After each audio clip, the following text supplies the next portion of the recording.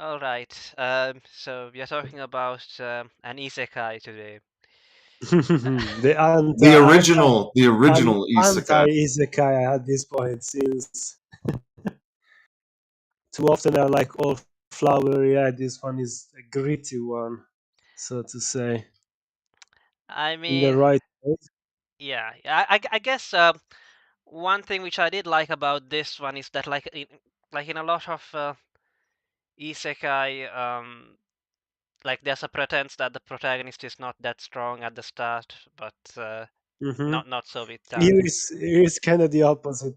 The main Well, protagonist you is guys sort of got okay you guys in some gotta under areas. you guys gotta understand that when this came out was there was no isekai when these were coming out. So this and No, Overlord were the like main isekais. So the and both of the OG, both of the characters in there are like incredibly overpowered. So which is fine by they me. had I to get like. away from that. They had to get away from Mhm. that trope.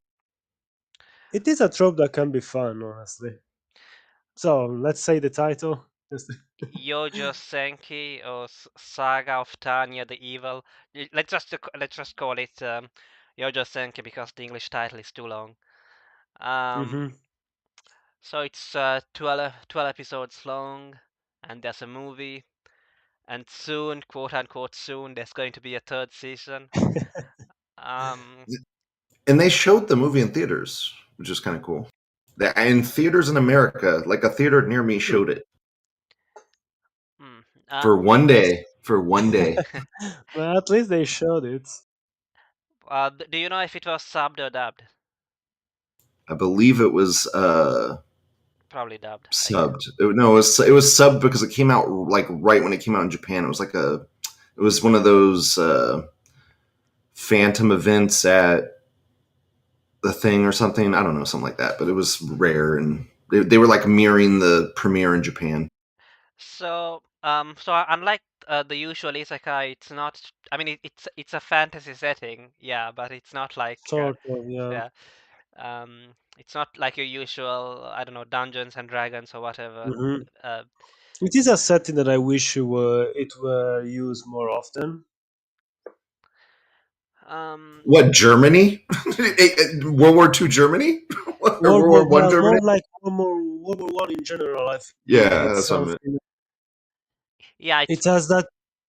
It's for two reasons I really like that environment. One, it's one of the most terrible events in human history, and two, it was when warfare completely changed. The face of warfare was completely changed after that conflict onward. so I guess this is sort of like a cross between, I don't know, World War I with Harry Potter or something. Anyway, there are majors there, and Hmm. even though it's technically a World War I kind of setting, It's like um, alternate reality where instead of like Yeah, inventing these super powerful tanks, they came out with like these uh witch type gear type yeah. things. They discovered that they, in a sense, it's not really magic. It's more like psychic powers, which is kind of something I always dig more than pure magic. Even if they It use later on, they use it like magic, but seems the to be linked concept. to religion somewhat in some It's way. linked. It's something in between religious and the willpower. The willpower itself. Yeah, because you have to pray to activate it at In a times. sense, yeah, it's part of your. It's like that's why I kind of find it They interesting. never really explain it in depth. Exactly. It's in between your will and slash or the will of God Himself, which is part of the conflict. It's s-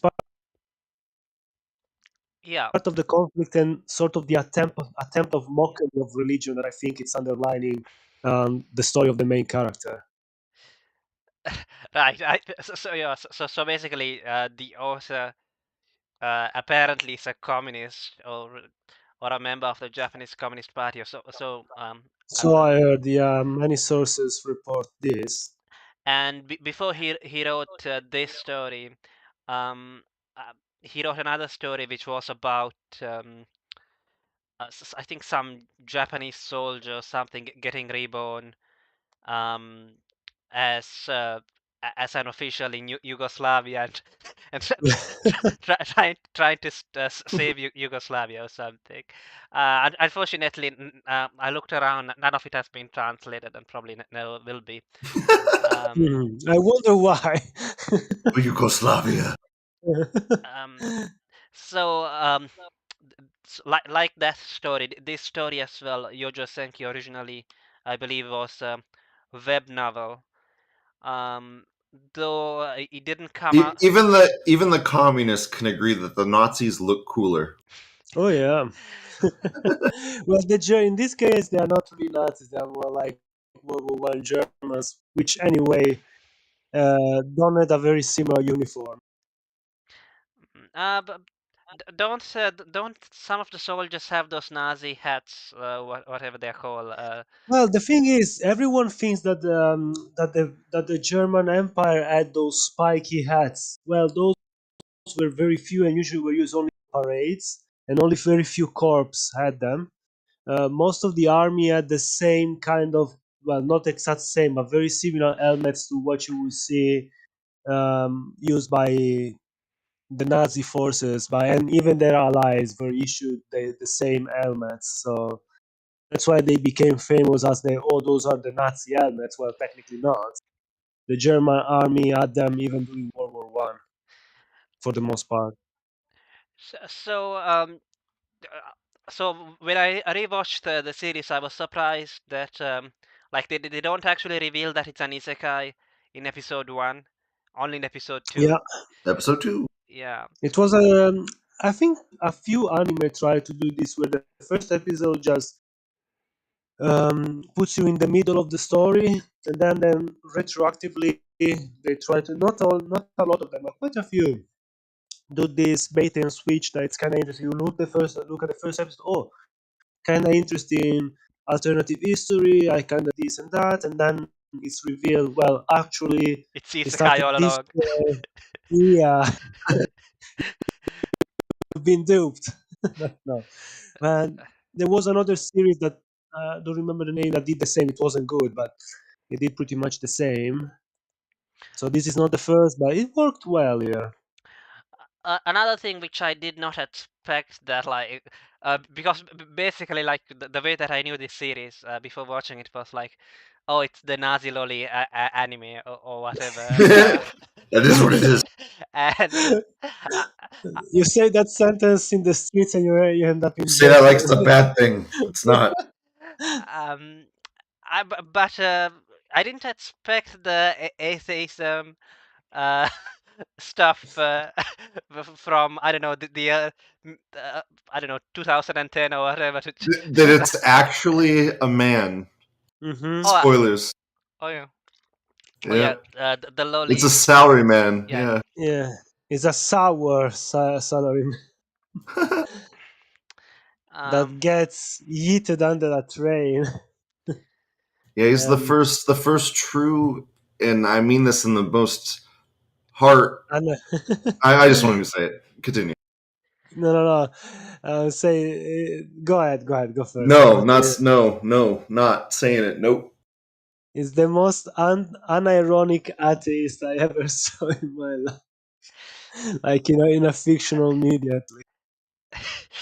uh, yeah I mean like there are some there are, I mean like it's kind of funny like like because he does the thing that atheists say that they will do like oh so what are you going to say when when you meet God or whatever and yeah uh, because basically it's kind of some of the humor is kind of laughing at the misfortune hmm of of the protagonist. In a Um, sense, it's like it's a similar idea to that of what's the name of the book of Mice and Men, that we always try to Mm. come up with a plan to better our life, blah blah blah, and then things go in the worst way possible. It's sort of the similar kind of misery here, only it's taken more for a laugh. Yeah, he's just really bitter at how he died, and he kind of takes it out on God. hmm Um, And not only that, every time he has finally that things seems to be settling down, the character is like, "Oh, finally, I can get a cozy job." Yeah. His ultimate goal is he wants to get a cozy job like in the back lines where he's not going to have to fight anyone, where he could just like sit the rest of his days, living the Doing cushy life. paintball. yeah, but at the same time, it's not like he doesn't enjoy. It's kind of feels weird to call him he, but whatever. It Um, is. that he doesn't enjoy. It's not like he doesn't enjoy the battle and the victories either. But No, that's true. But at the same time, the deep desire is I want to live as possible since this is my last chance. um, yeah, and but he always ends up digging a deeper Hmm. and deeper grave for himself. Yeah, Um, things keep Well, by getting his own more by his own ugly. success. isn't that a quote by Kanye West or something? Suffering from success or something. Yeah. Yeah. Yeah, because basically what happens in this story, like not all of it has been adapted, but it's clear from the movie as well. That basically they win every battle, but they lose the war. Essentially. Yeah. Hmm. Um, Because, like they say, the more you fight, the more you win, the more people get afraid of you. Therefore, they band together to stop you, which is kind of true. and I mean, it's supposed to be Germany. But Hmm.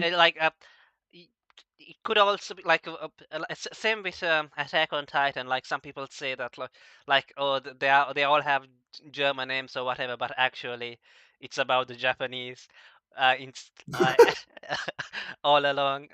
So here as well, it's like you know. I mean, it's true. I guess you could say it was true about Germany as well. That like it was the other powers were afraid about during the period leading up to World War One. They were afraid of Hmm. Germany becoming powerful, so they crashed it.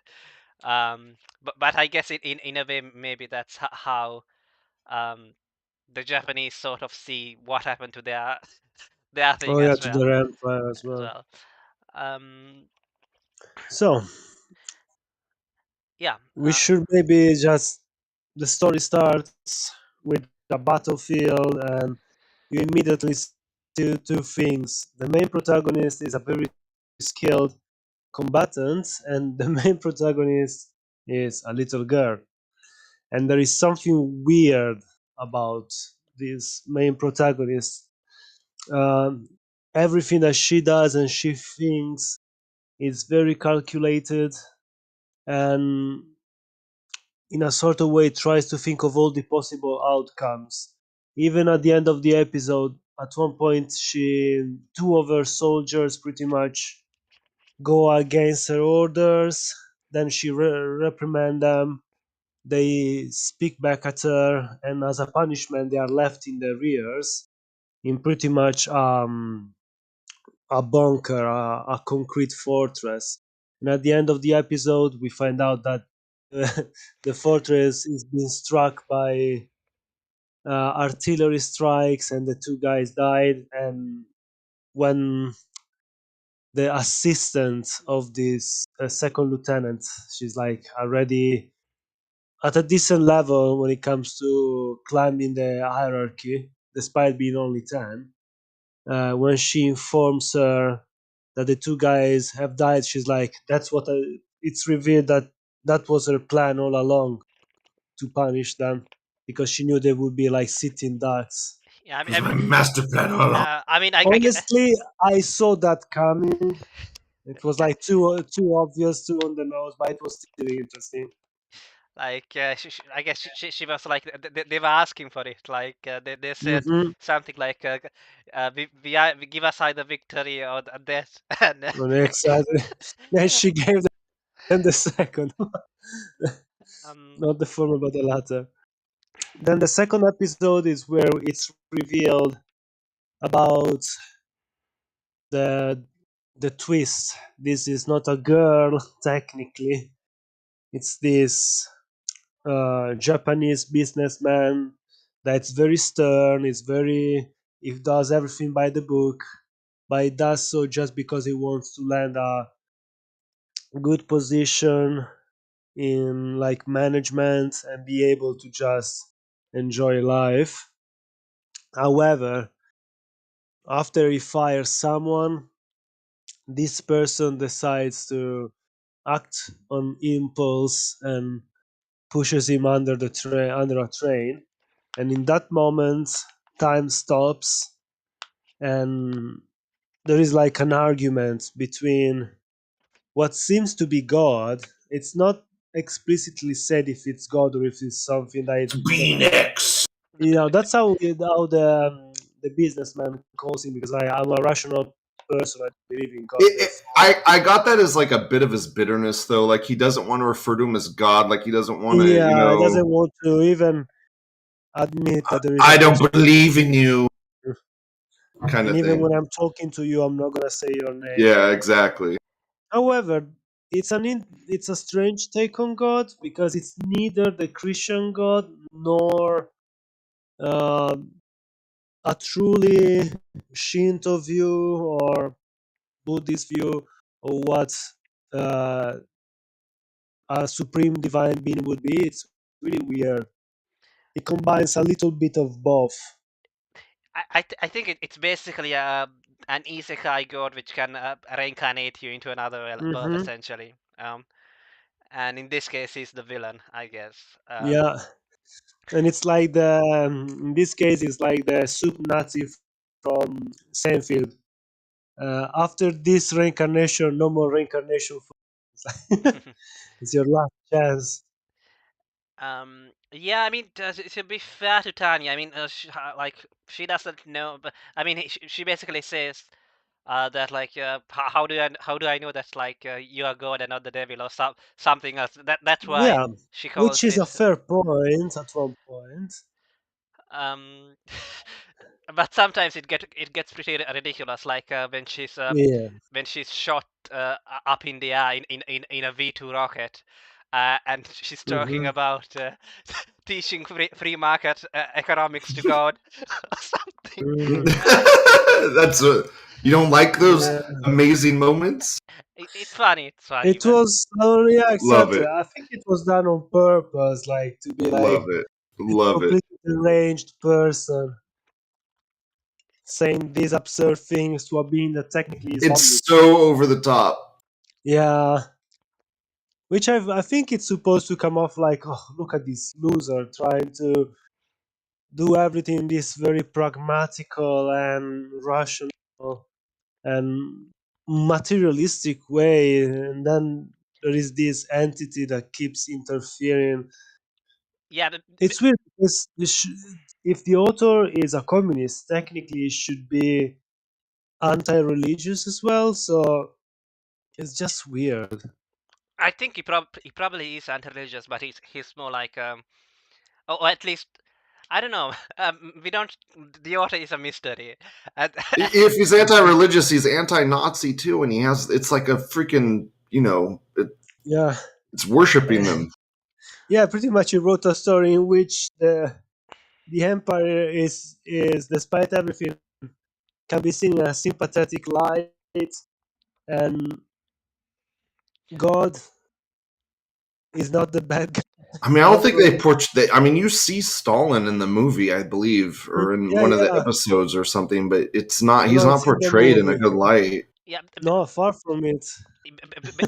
basically the way that I saw it was that Tanya and the strategic HQ headquarters, strategy Hmm. headquarters, um, the empire basically is portrayed as they are portrayed as being rational, but Yeah. they are faced with everybody else is irrational, so like there's nothing that they can do. Like even if it will lead to a complete total war, the other powers will Yeah. try to destroy the empire. And similarly, at least from Tanya's perspective, like there's no rationality to the actions of being Eds. Um, being Hmm. Eds will just try to keep on sowing chaos. rather than rewarding her.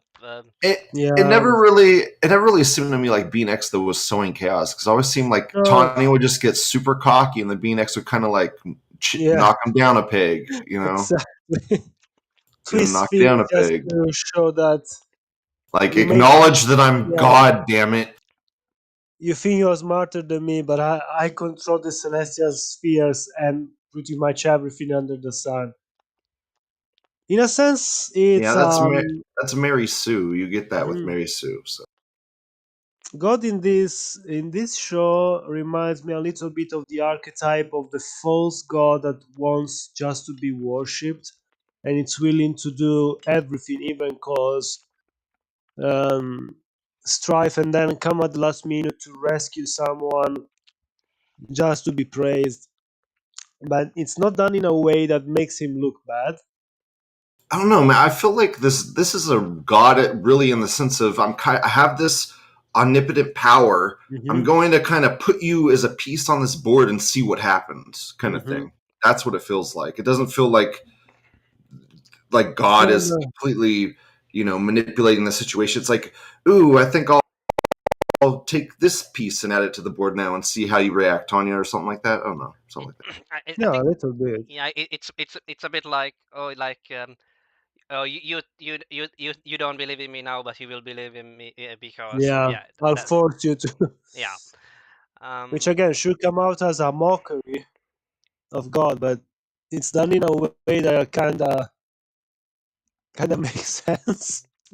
Therefore, mm, okay, so um I guess a problem with this series is that like none of the main cast actually die.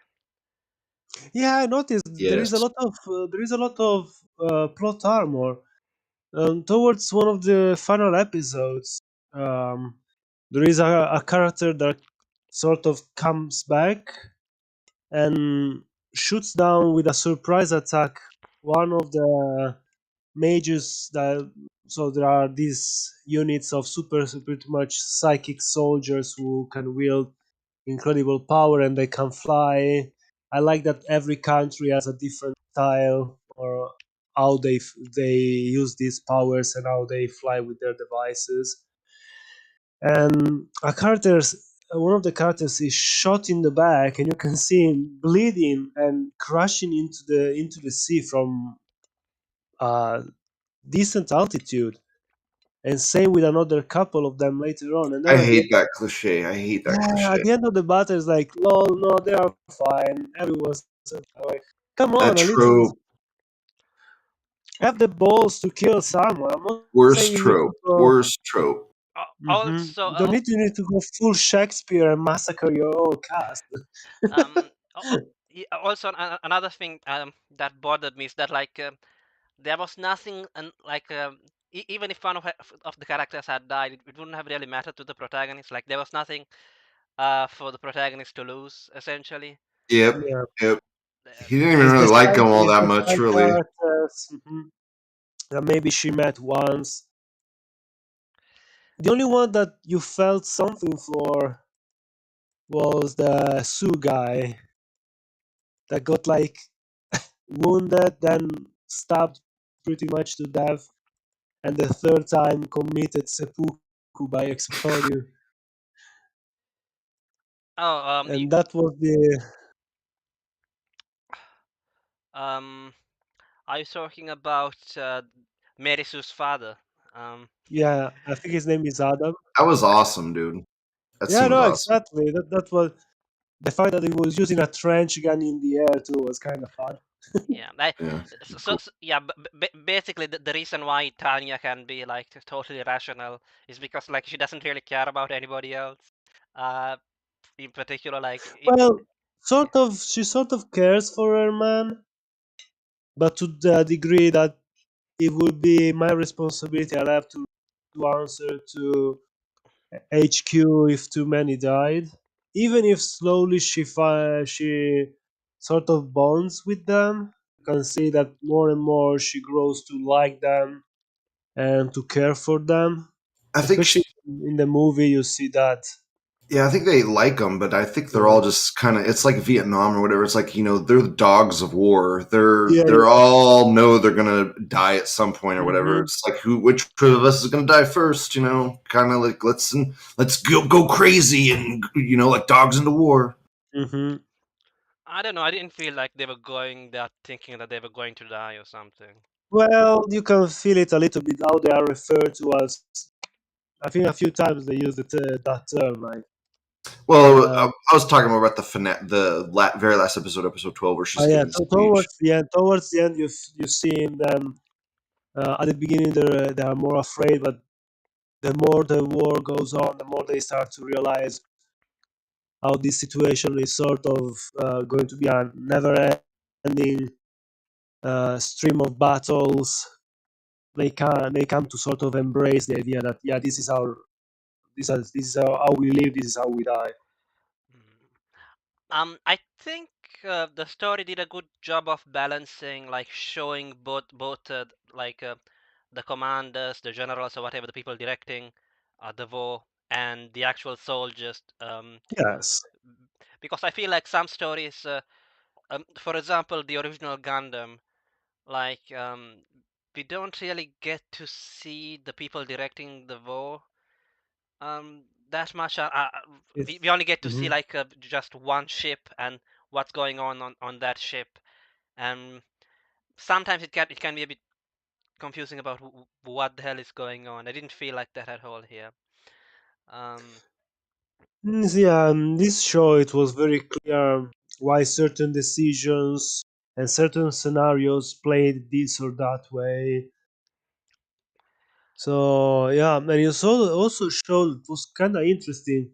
The more the series goes on, the more you see the internal conflict of the old generation of generals and commanders who still have this idea of the honor of war, the importance of showing power, frontal attacks, etc., compared to the new generation who fought in the trenches and saw the new face of warfare.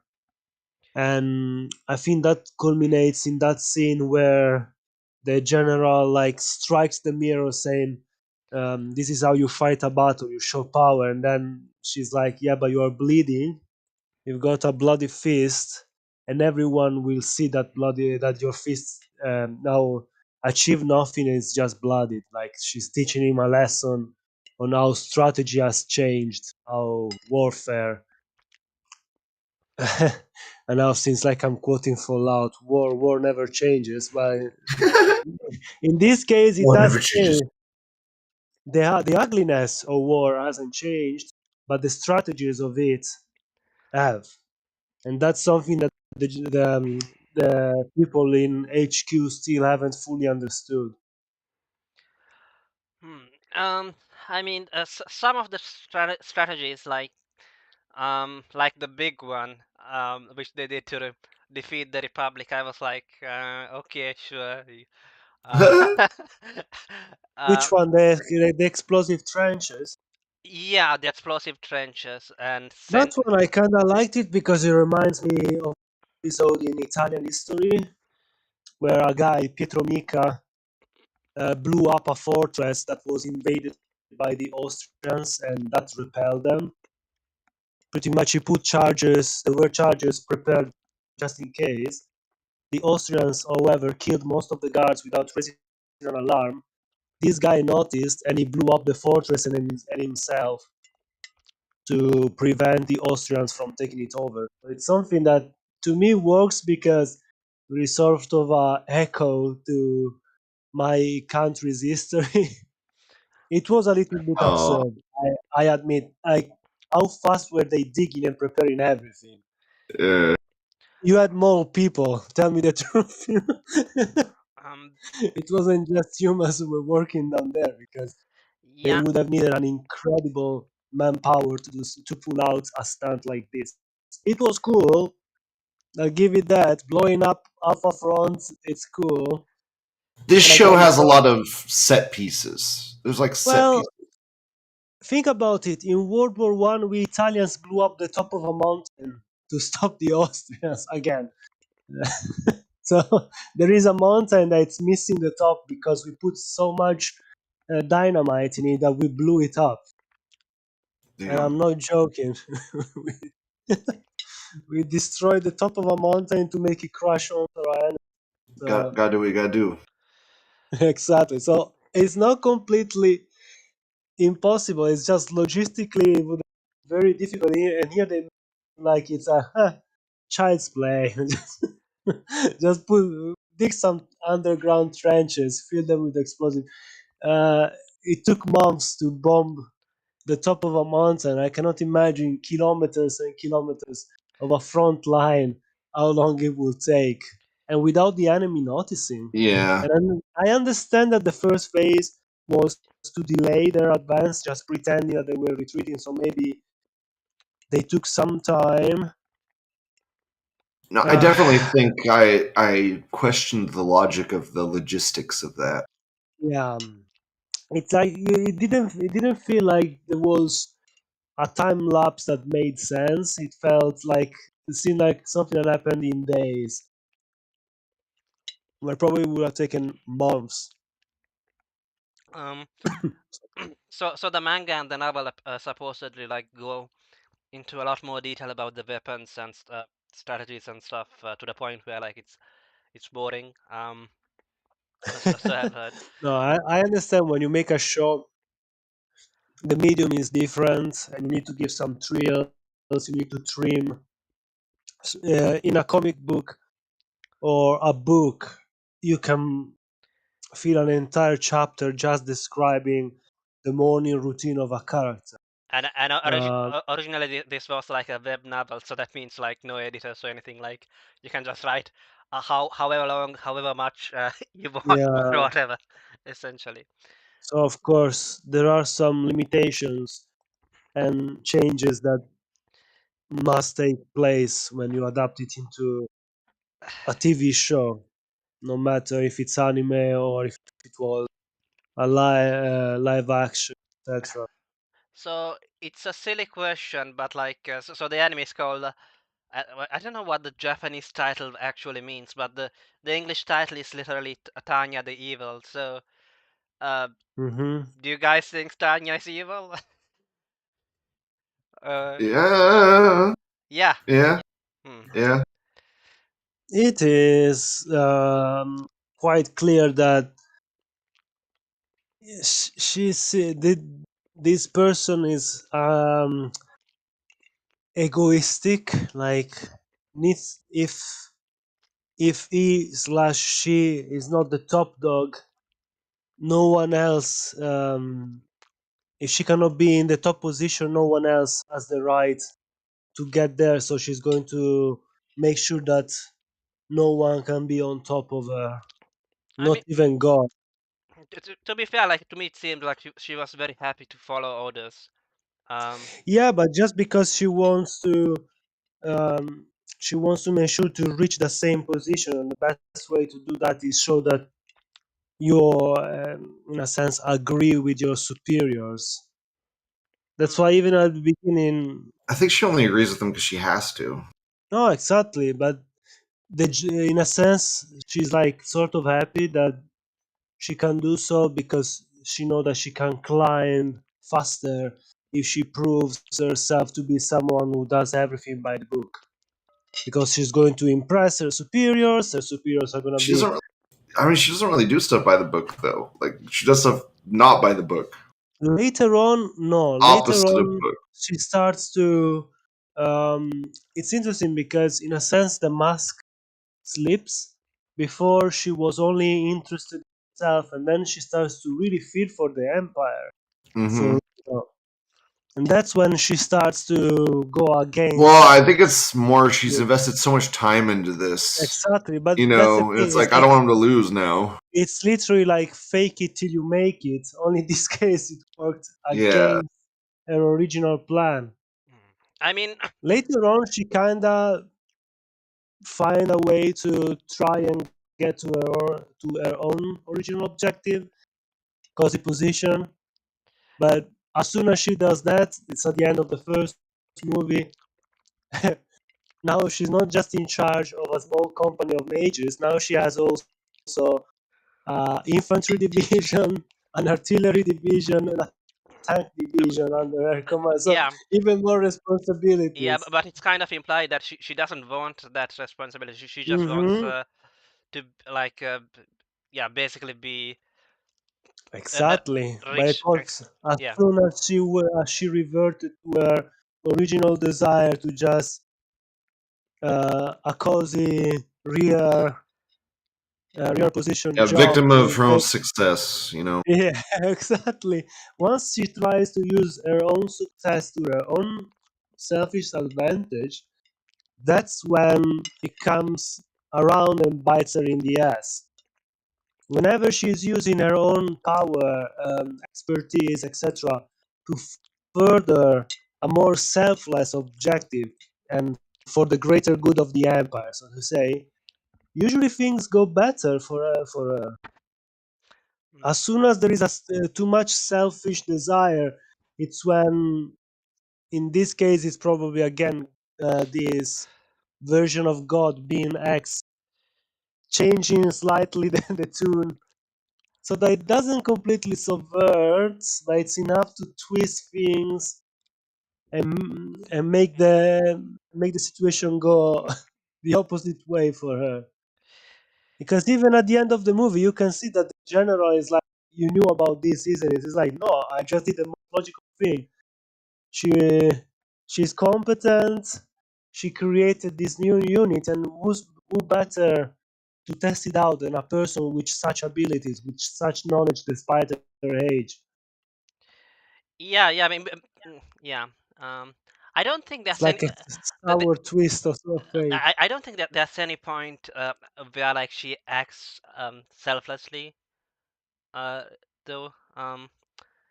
Nope. But at the same time, whenever she's more like trying to do what is right, not just for her own sake, but for the sake of everyone uh, Can around her and can you for think of the an example? empire. I Hmm. mean, Well, but wait, when she has, the thing is that when sorry. she does better, she still gets you know, if she does well, she basically just gets more combat, whatever she Oh does. yeah, that's also true. Mm. But again, it's because it's a slip of her own pride. When she's like at the beginning of the movie, where it's like, "Oh yeah, we come back, no casualties." Well, then you can go back to the front line. I'm not saying she should have lied, but for sure, if she was a There's a bit bit more of cautious, hubris there. There's a bit of yeah, hubris there. exactly. It's the difference between being honest and being cautiously honest. Yeah, well, You can, she's like smug. She's like, "Oh, yeah, get back, exactly, no casualties. You know, I'm awesome." And it's like, yeah, "Okay, go back to the front line." It's like, "Oh shit, maybe I shouldn't have." You exactly. know, Like It's why in the Bible one of the wisest advices is be as sly as snakes and as candid as doves. Like you need to be sly first, but also honest. Oftentimes she's like as a snake on the battlefield, but then she's sort of there is sort of a naivete in her pride, basically, and basically she believes that if she's competent and if she like does the right things, then she's going to be rewarded for it with mhm, comfort. she thinks she's still thinking like her old self in that different environment. Right. When he was a businessman, that was a different situation. And yeah, and I guess from her perspective, this new situation is irrational because Hmm. why should she be why should the situation get worse and worse?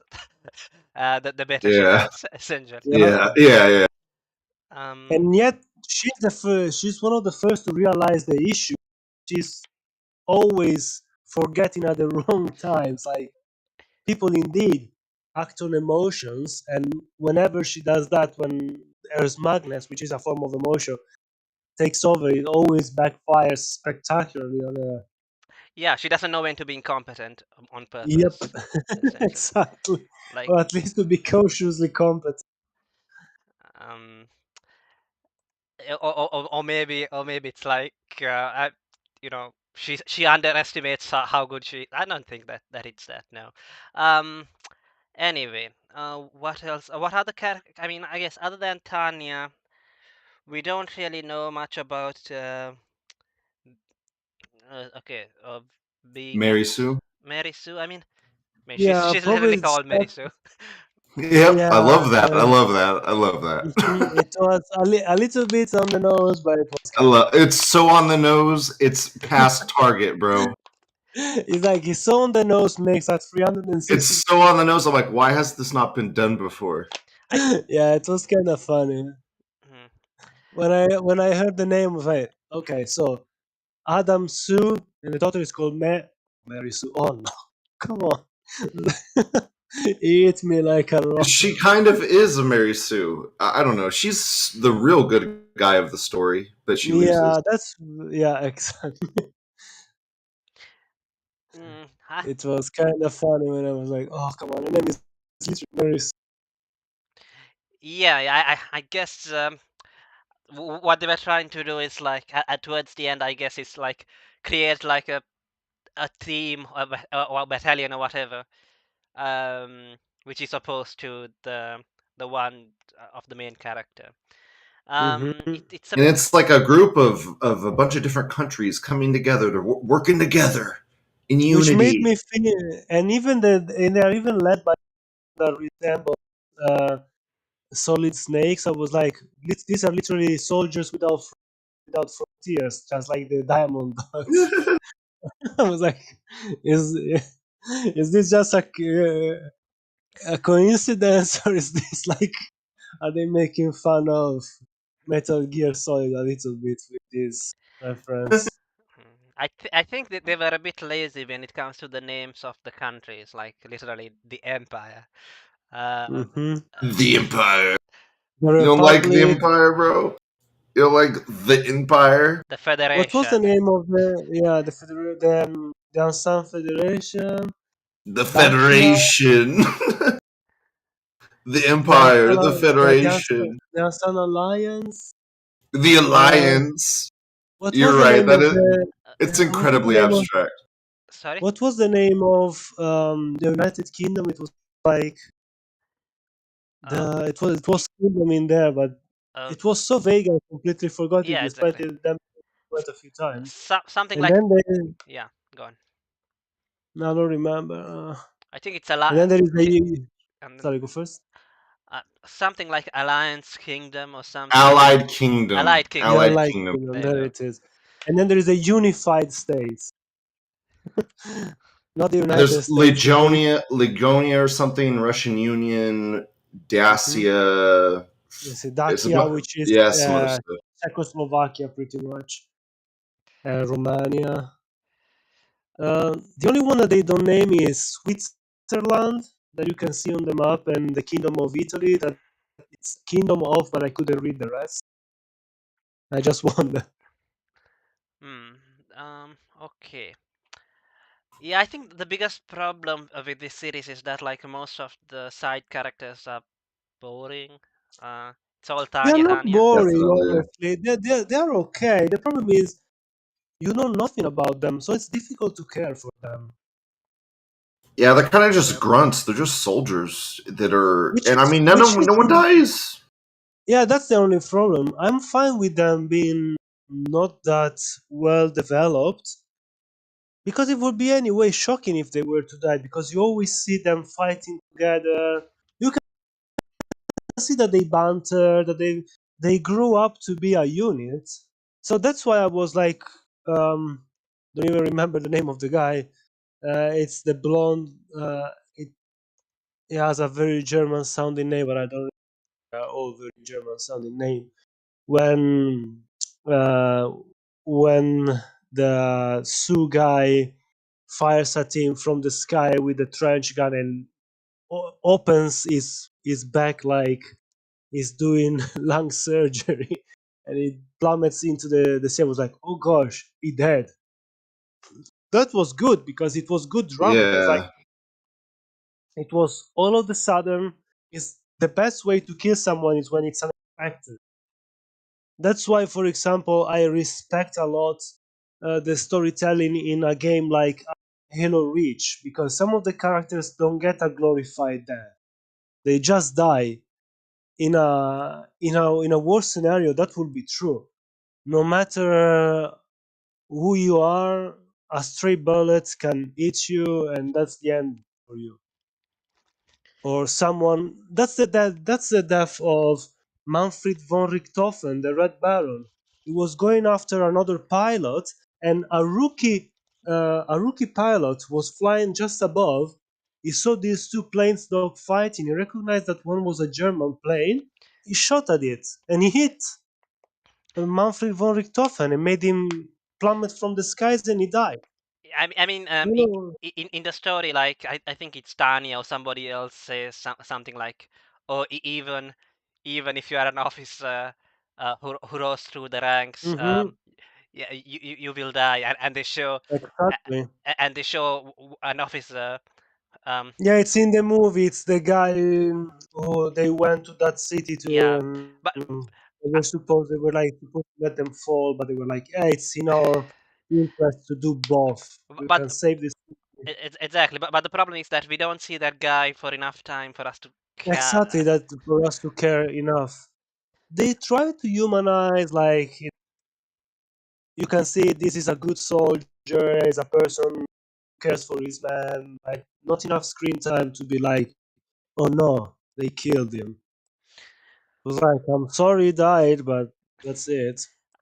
I guess another thing which might be considered to be a problem is that like most of the enemies are so incompetent, like it's so one-sided. Yeah, Um, but yet they're There you go. losing. Yet they're losing. Yeah, it's like this. It's the usual conundrum of um Show uh me. yeah. Funnily enough, this is something that Umberto Eco wrote as a criticism of fascism in his book Ur Fascism, the Eternal Fascism. He says one of the techniques used by fascists is they always have this narrative where they are on the losing side and yet they keep surviving, but their enemies are incompetent, therefore they shall win. Well, honestly, this is the narrative of any political group that came out of the Hegelian left and the Hegelian right. This idea that we are fighting against incredible odds, but we are facing a bunch of idiots, pretty much, that they just have numerical strength on their side. mm, yeah, I think um, yeah, maybe that's how the Japanese kind of it's excused their. Especially in the movie, you can see that when they are facing the the communists and the Federation. There is that absurd scene where they've like, I think they at the end of the battle they fought like 20 battalions of infantry combined with God knows how many tanks and artillery pieces. It was kind of absurd, and yet the casualties were rather limited. Well, you also get the feeling that Tanya's group is kind of like elite soldiers. No, They're no, of they're kind course, of like but an elite group of people, so it kind of makes but a they little bit live of sense that they don't die. a little bit, yes, but it also seems a little impossible that just like I think there is like I agree, but I'm it's just a saying. company, so they cannot be more than 40 persons in it, and yet they were able to stop like 10 divisions, a Well, division. because you got no one else really has that like flight technology, and with it increases the power of their weapons. They can shoot like laser beams and Mhm. shit out of the skies. So like no one else really has that mobility or that power. So they're kind of Well, like a secret weapon. to be honest, yeah, they are a special division. They're like the best soldiers that the Empire could ever I mean, that's a cheap gather cop together. out. That's a cheap I cop know it's out, a little bit. but I'm gonna At give the it same, that defense. yeah, at the same time, it's kind of absurd to the degree where it's like I kind of like it. They sort of demigod vibe to them. Yeah, like they're not. It's not every person in the military doesn't have Hmm these units I that these would guys say have. they are very close to what the Spartans are in the Halo games and the Halo It lore. also gives them like a bulletproof shield, you know, it gives them like a shield too, Well, that's you know. technically for what you see, all mages are able to generate this kind of protective shield around themselves. Only it can withstand so much. At one point, is that was the cool scene towards the end of the movie where Mary Sue unleashes Yeah, her full potential. And it's kind of funny because she has a mission, but she abandons her mission just to go after Tanya, and that's what in probably the end. weakened her. Yeah, probably weakened her. Yeah, but at the same time, it's because of her foolishness. If she just went after the Empire's HQ, they Yeah. probably would have won. Instead, Yep. that's their downfall. Like Tanya says, you brought your emotions onto the battlefield, and that's why Which you're is what fighting. she does, which is what Tawny does all the time. Exactly, but that's and then even Tanya realizes her own that that's something that no one can avoid doing to your. Yeah. I think she saw a little bit of himself in there. Mm-hmm. Mhm. Yeah, because Uh, yeah, it you sorry. gone. No, I was saying it was kind of funny that at the end, uh, this girl that was like, "Oh, I'm doing this for the greater good," she becomes like pretty much, Vengeance. yeah, a caveman. Like she she she hits Tanya with the butt of her rifle so hard she You, breaks not the shield but her arm pretty much, and then punches her senseless into the face while she's all half unconscious and drags her by the hair. To the It's close to like, the altar or whatever. yeah, it was like, oh my god. um, yeah. So I mean, in a way, being Eds is kind of fair because like he kind of gives powers to Tanya so that she can overcome uh Hmm. even though she always has to pray to be Nets in order to Yeah, to do what she has to do. yeah. Mm. So again, it feels like Beanets just wants um, Tanya to be grateful for one Mm-hmm. moment, but that yeah, that never comes. At least it's a pity that the whole thing is unavailable. So we don't really know how the story ends. yeah. So we can't really say. Yep. Um, Landing on a cliffhanger. Can't really give it an accurate score with that. Well, uh, we can later on we can say at least so far potential, etc., and try to give a score this way. Yeah, um, I'm just it's like I mean it could be awesome now and then they Yeah, could yeah, of course. or it could be semi good now and they could be awesome later. You don't know how it's gonna go. Hmm. Or it can be the opposite. honestly, It's great now and then. I'm not sure what else the story has to say. Yeah, After this point, if anything, like they should Hamlet it, do Something, yeah, Hamlet, do Hamlet, kill everybody. yeah. I think Shakespeare it up. I doubt if I have to make predictions, it's that like oh, she's going to retire. Okay, it reconnected. All right. All right. So the all important question: who is best girl? Let's start with you, Kiasmo. Best girl. I don't know because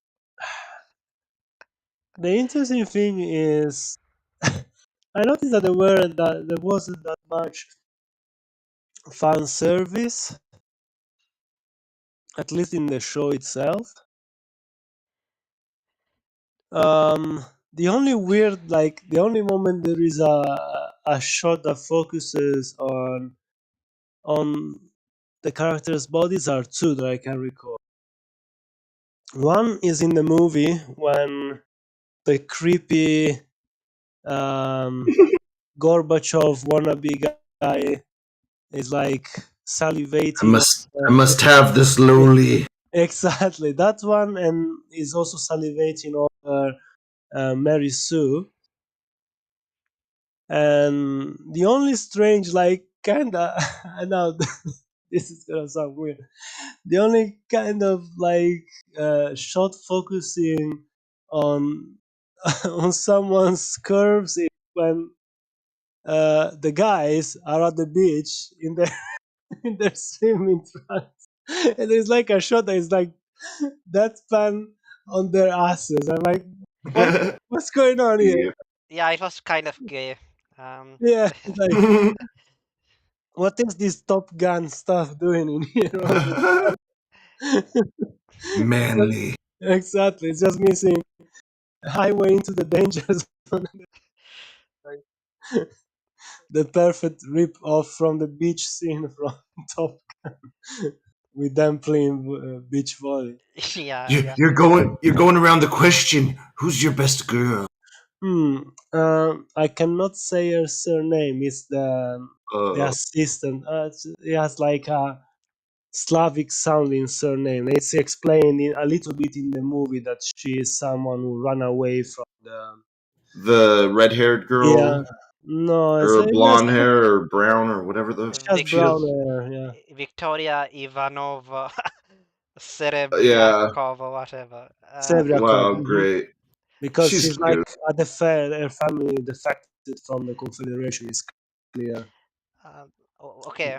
Um, what about you, Lou? Oh my god. You know who I'm gonna pick. You know who I gotta. You know who I gotta pick. I gotta pick Tanya. I'll be gay for Tanya. Yeah, yeah. I think I'll also go with Tanya. It's like obviously that's what the anime is pushing for.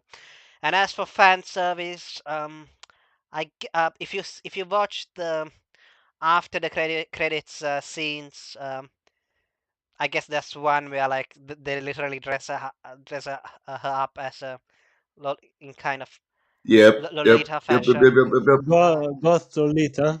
Yeah. Yep. Um, Loneliness and despair lasting an eternity. Yes. and Hmm. I guess maybe the rape faces which Tanya does from time to time.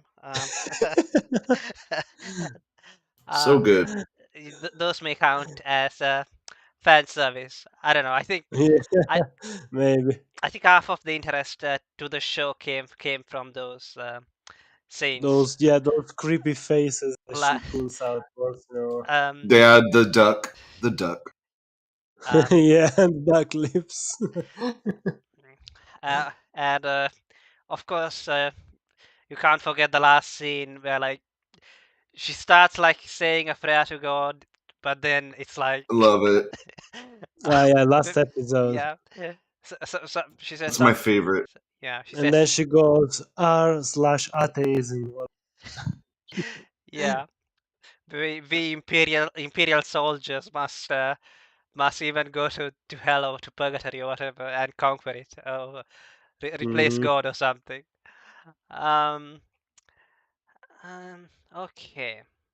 Which reminded me of that scene in The Simpsons where there is Homer that is trying to do sky gliding, and he's like, "Higher, Marge, higher! I want heaven and see God and punch me in the face." Like, it sounded like the same kind of weird, edgy things that you see online, but it was decently executed.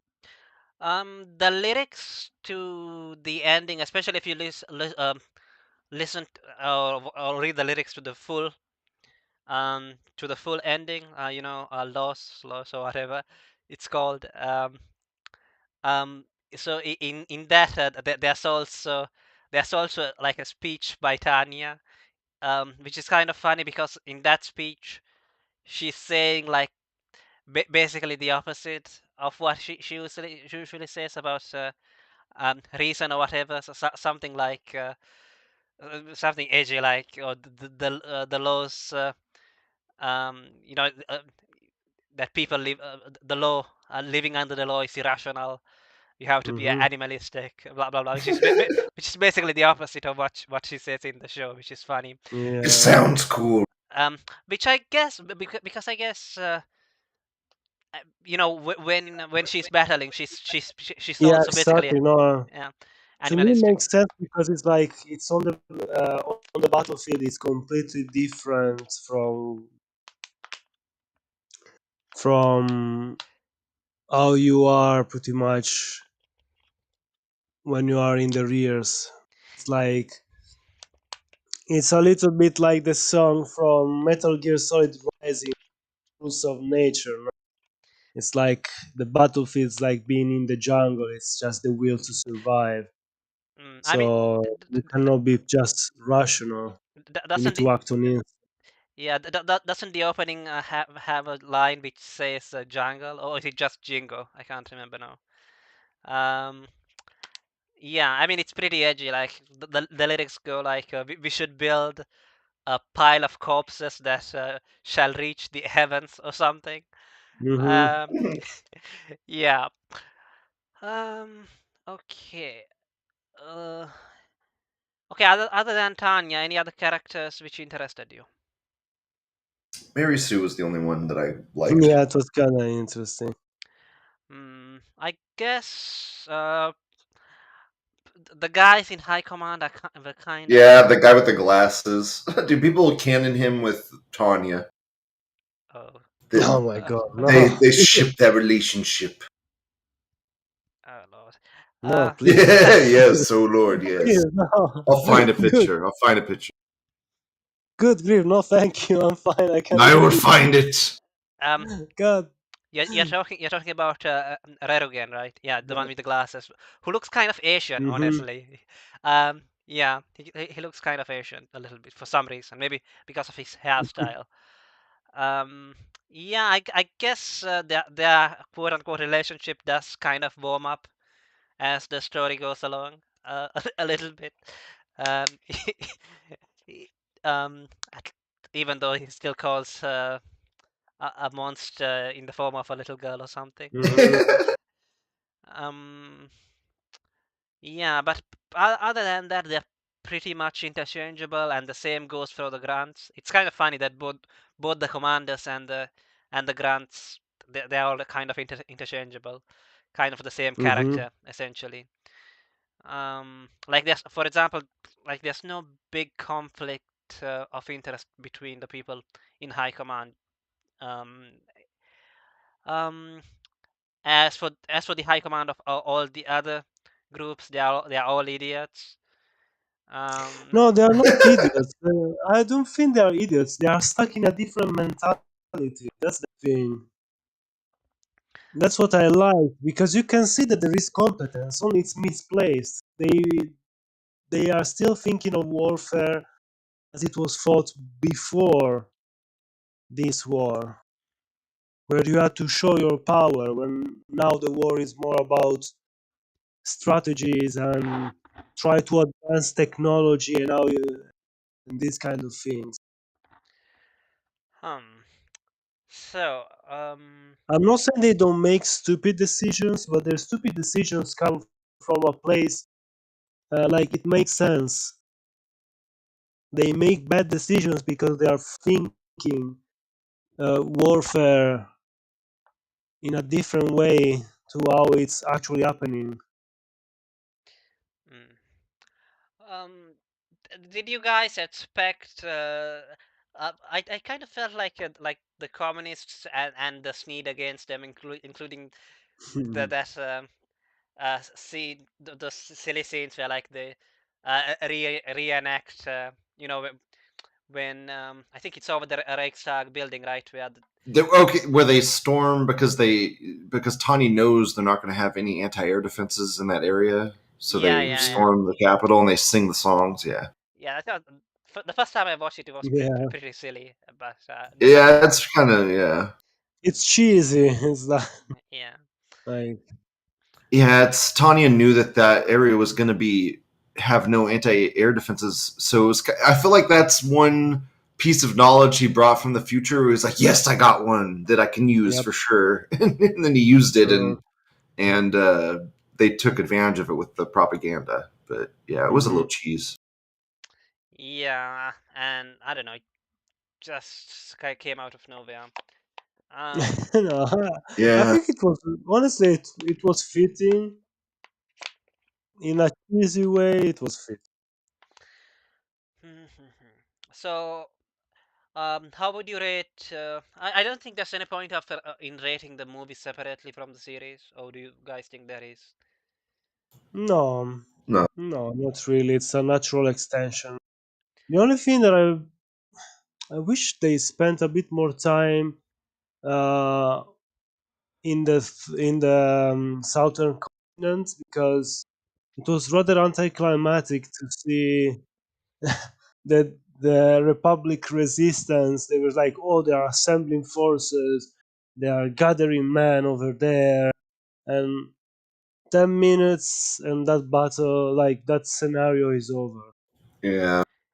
They Yeah. nuke, they nuke the enemy camp and win the war there. Like, okay, now what? Yeah. Yeah. It kind of also seems weird that the Federation only declared war after the Republic had fallen as well. Anyway. Mhm. Yeah, Um. kind of a small world kind of, the writer should have known to look outward.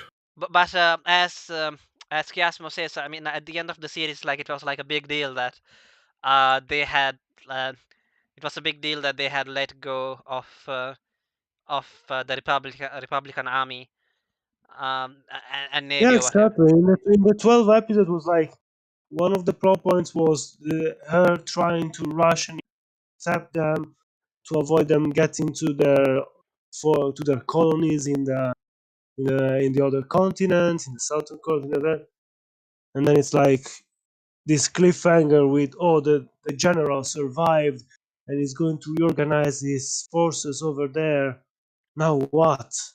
And the empire can only spare a small group. I was like, oh, the movie is going to focus on that scenario. It's going to be this war in the desert. That it's so completely different. These people are used to fight in in forests or over cities or on the battlefield. It's like rolling hills, rain, etc. And instead, this place is dry and it's sand and there are sandstorms. For example, something that I found kind of weird is like everyone pretty much doesn't use goggles to fly. They are dressed in what they are um, aviation uniforms, which is fitting. Yeah, they should wear goggles Yeah, for sure. like can you imagine if you eat? Let's say your eyes don't suffer too much because of magic and other things, but if you're not careful, Yeah, almost a that's a fly. definite thing. Yeah, Can you imagine definitely. eating a fly at like 200 miles per hour? Yeah, Yeah, yeah. I mean, it's kind of weird because in the movie, at the start of the movie, when there's Yeah, exactly. They are using them. I was like, oh, nice. It's just yeah, that's to show you that they do use them, and then now we get to see their faces without them. no, but Why? Typical trope. Typical trope. I think Goggles are aesthetic. I like the goggles myself, but Yeah, um exactly. I think that they were going for something like, oh, it's the desert, so it's sandy, so they're sand. Yeah, no, exactly. Yeah, that's funny. instead flying a Goes for hundred the sand. miles per hour over Europe is not gonna cause you any problem. You just keep your eye. Yeah, it was kind of weird. It's magic. Maybe it's because yeah, I mean, exactly, it's magic. I am to They explain. use the shield, the magic shield, dude. They put And that in yet front you of see them. their clothes and their hair. It's, it's weird. Yeah, I'm not gonna say it ruins the show, blah blah blah. But it's just it would have been nice to see them wearing goggles during their mission. I agree. Maybe even aviation caps, those leather ones that Those you will. silly caps. You're Yeah, thinking. You're yeah, thinking like Last Snoopy. Exile, bro. You're thinking Last Exile No, I now. was thinking more of Snoopy from Peanuts Yeah. when he fights a red baron on his camel. It's like sup with camel. Did you feel like Tanya underwent any character development, or is it just a static, unchanging character? I think she changed a little bit. Static, unchanging character. She Completely learned to. static. The only thing that she changed, she learned to care a bit more about her comrade. What? A What? little bit. You can feel What? that. Not much, She but learns a to little. care more about her friends. Like to the degree that it's kinda almost played more like as a joke. I don't know. Maybe. I don't. I guess. I don't see it either, to be honest. Um, she just sees them as useful, and gives them Yeah. speeches She because sees them mostly. Yeah, she sees them mostly as assets. yeah. Um, okay. But at the same time, towards the end of the series and in the movie, you can see little bits of camaraderie, like Rio.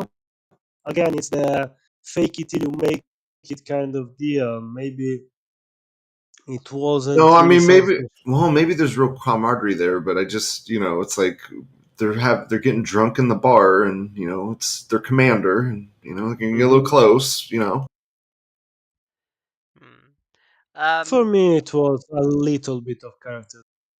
yeah. I was looking at the comments about the series left on NADB, and like there's people complaining about historical revisionism. Who cares? It's fiction. What Um, the fuck? yeah. How Yeah, dare you, the Chris? the flying magical girls are breaking That's fine. fiction. Um, That's fine. As so long as you don't show the Empire as good, that's so fine. um, you know. I'll read this sentence and then you can tell what you think. So it also has a sociopath stuck in a body of a blonde lolly who is wearing a sharp uniform and is forced by the gods against his will to spread faith through doing miracles of destruction. What? Historical What? historical revisionism at its finest. Did that guy watch the show? He hates uh, Phoenix. What the yeah, fuck? exactly. And she's forced to pray. Like it's like if you don't do this, you go up, That's how you activate the power. blow up, you blow up in tiny little pieces. Yeah, you got to do it to activate the power. Yeah, and it's not Yeah. like any of the other characters consider it to be a miracle or something. It seems like being Ed is only interested in convincing Tanya, and nobody else, Mhm. essentially. Yeah. Yep. Uh, Exactly. Even because everyone else seems to believe one way or another yeah. in a god or something supernatural. Um, yeah, so it appears to be less revisionism and more just simple Axis power cheerleading. Um, I can't argue against that. I mean, that's basically true. Yeah. Um, It depends if you is it saying it positive way or negative. um, Negative, I'd assume. Yeah. That's why.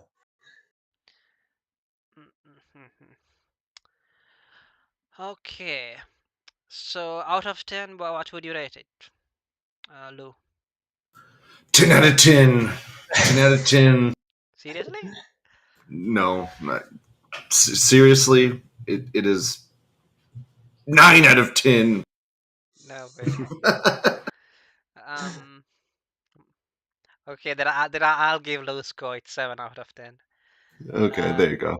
um, Same. same. Yeah, Damn I you. say 7.5 because I kinda enjoyed some of the cheese. It's a goddamn masterpiece. It's with the cliffhanger ending, damn it. That was just right. mm, yeah. I think for now it's a 7 out of 10, and I need to see a proper ending or Yeah, further something. developments. Yeah. I remember I was watching it and I also spoke uh, with Fox a little bit about this, and I was like, some say that imitation is A flattery.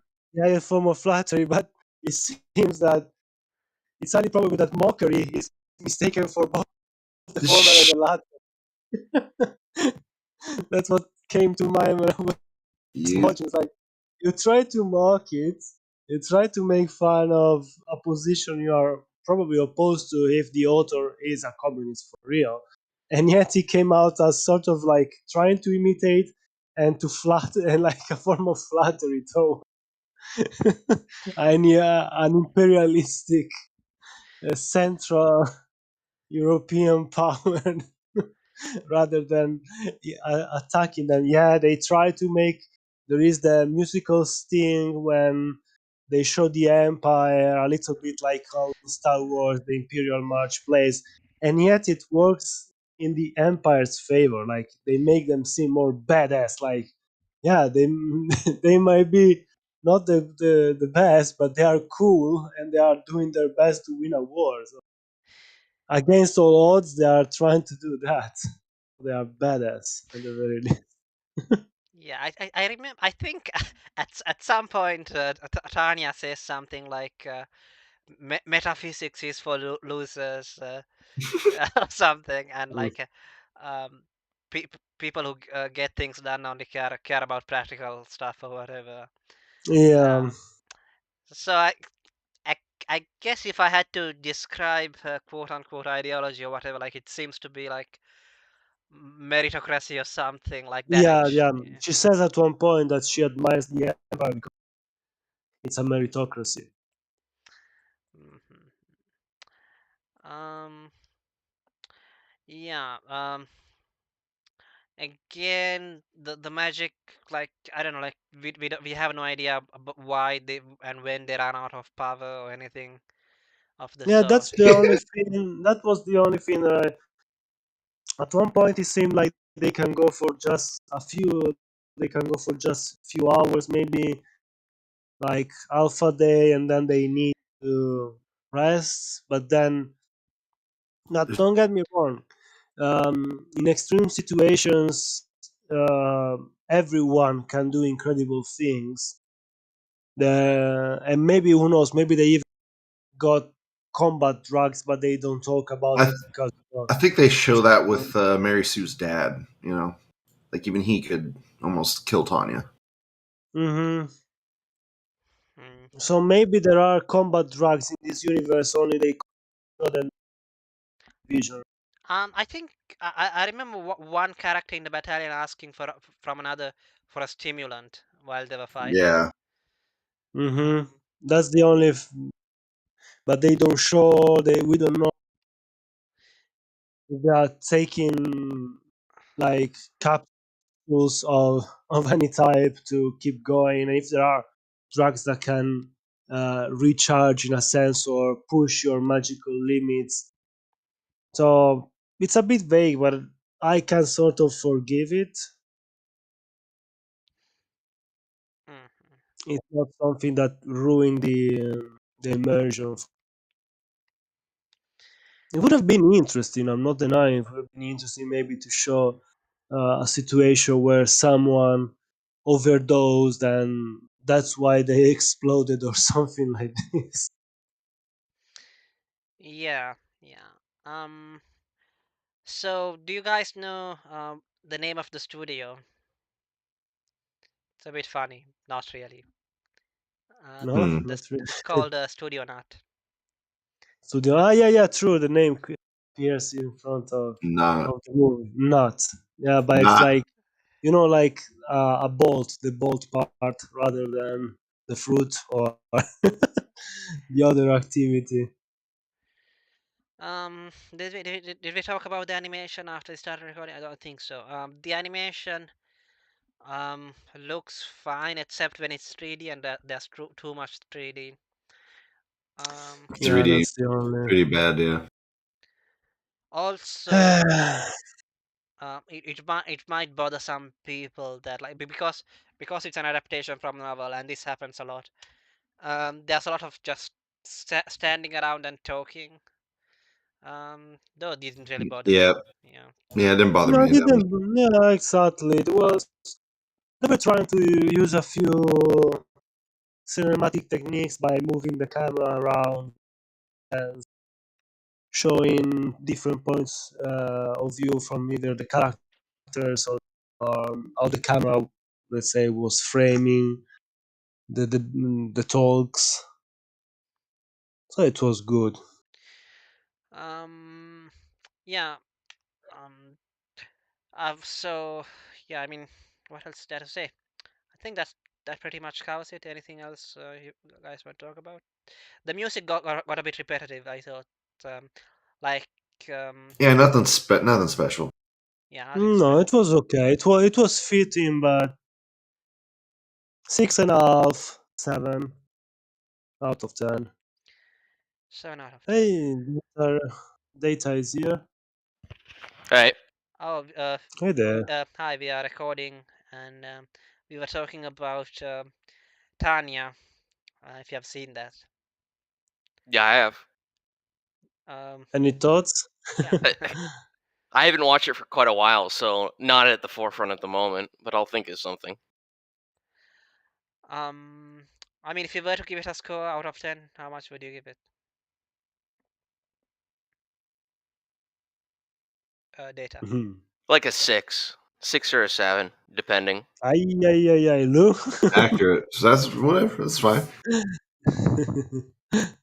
Everyone is 7, yeah. entitled to their own opinion. Compared to modern Exactly. production value, it's a fucking 9 it's a 9 or a 10. But if you Bam. actually have an honest perspective, comparing it to anime as a whole, it's like a 6.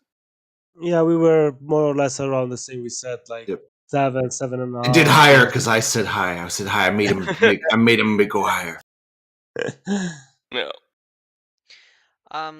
What did you think of the atheist Sneed? Did it bother you? The what? The atheist Sneed in You Tanya. know how the character always is so obsessed about shove it in being X face that she can do better, and she's such a liberated spirit. He needs no god. I don't get it. What do you think? Because one of the central conflict actually, it's not the one we see. It's not the battlefield. The central conflict of the story is the hatred that the main character, through Tanya, bears against being X, the god Oh of yeah, this okay, yes, universe. yeah. What do you think about? Because it's like a little bit of a rant, atheistic rant It against is. It's God. Like, completely irrational. It's not justified in any meaningful way. And it kind of just seems like, yeah, I agree with you. It seems like a convenient plot. Like the rest of the story is relatively well put together, but essentially the point of the whole thing the story revolves around is a little haphazard in terms of how it was put together to a degree. Was McMuffined into existence? it's kind of a big MacGuffin in there. Yeah. Even because again, you don't fully understand if this guy understands what religions think about God, or if he's just making a literally taking a online post, an online rant. It seems like What it's literally a rant, like an autistic rant from like a 4chan sometimes, board or yeah, something. It at comes off as times that. it sounds like this. Comes out even now Maybe in May. maybe that's why I like it so much. No, exactly. There is sort of a, but the thing is the usual question: are you laughing at me or you're laughing with me in this case? And I think it's more like laughing at than with.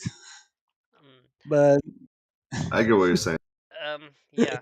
Data. Have you heard that the author is supposedly a communist? The author of Tanya.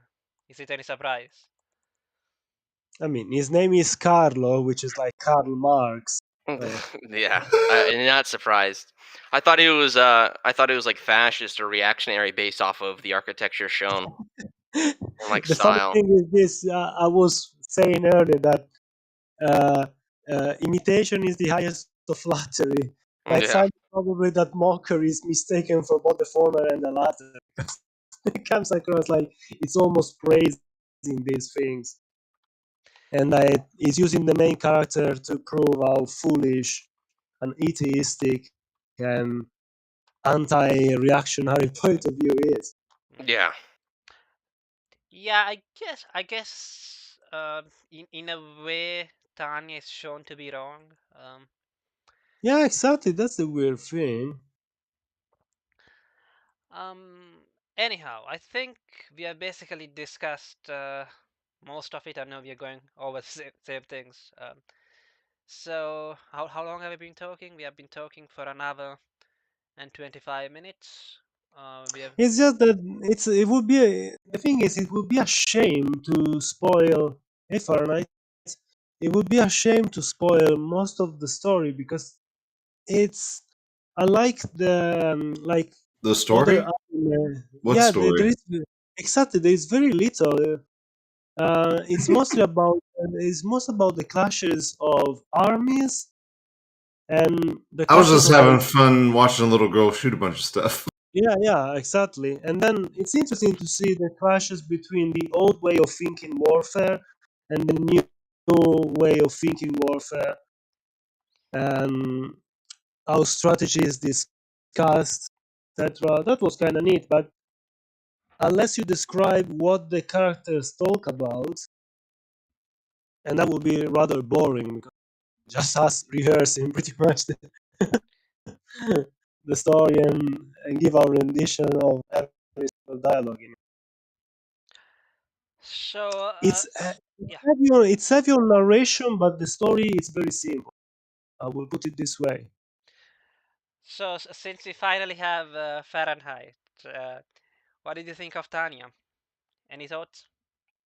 It was okay. Oh, Okay. Give us a brutal. vote. Brutal. Give us. Well, um, at first, I thought it was some sort of very strange dream that I'd been kidnapped by sort of like German, uh, Mhm. Nope, you've when just been a sockage. German patriots, Isekai. and I was tied to a table, and I was made to watch my European brothers die for the glory of Germany. Uh, The but Empire, the Empire. yeah, The the Empire. Central European-based empire. Uh, oh God, what like I don't really know what you guys have said already, so I'm just gonna stay quiet for a bit and I actually figure out what I'm even gonna say. Okay. I I don't know. like their show, and they think it's what you think, mediocre anime. Well, it's yeah, I guess I do. I wouldn't say It it's kind bad. of is. It kind of is. I'll agree, Uh, but there's stuff to like there. Yeah, exactly. you know, It's a fun concept. I have no heart to take away what you love, and if what you love is a little girl, Lou, Mhm. I then love I love the irony is what I love.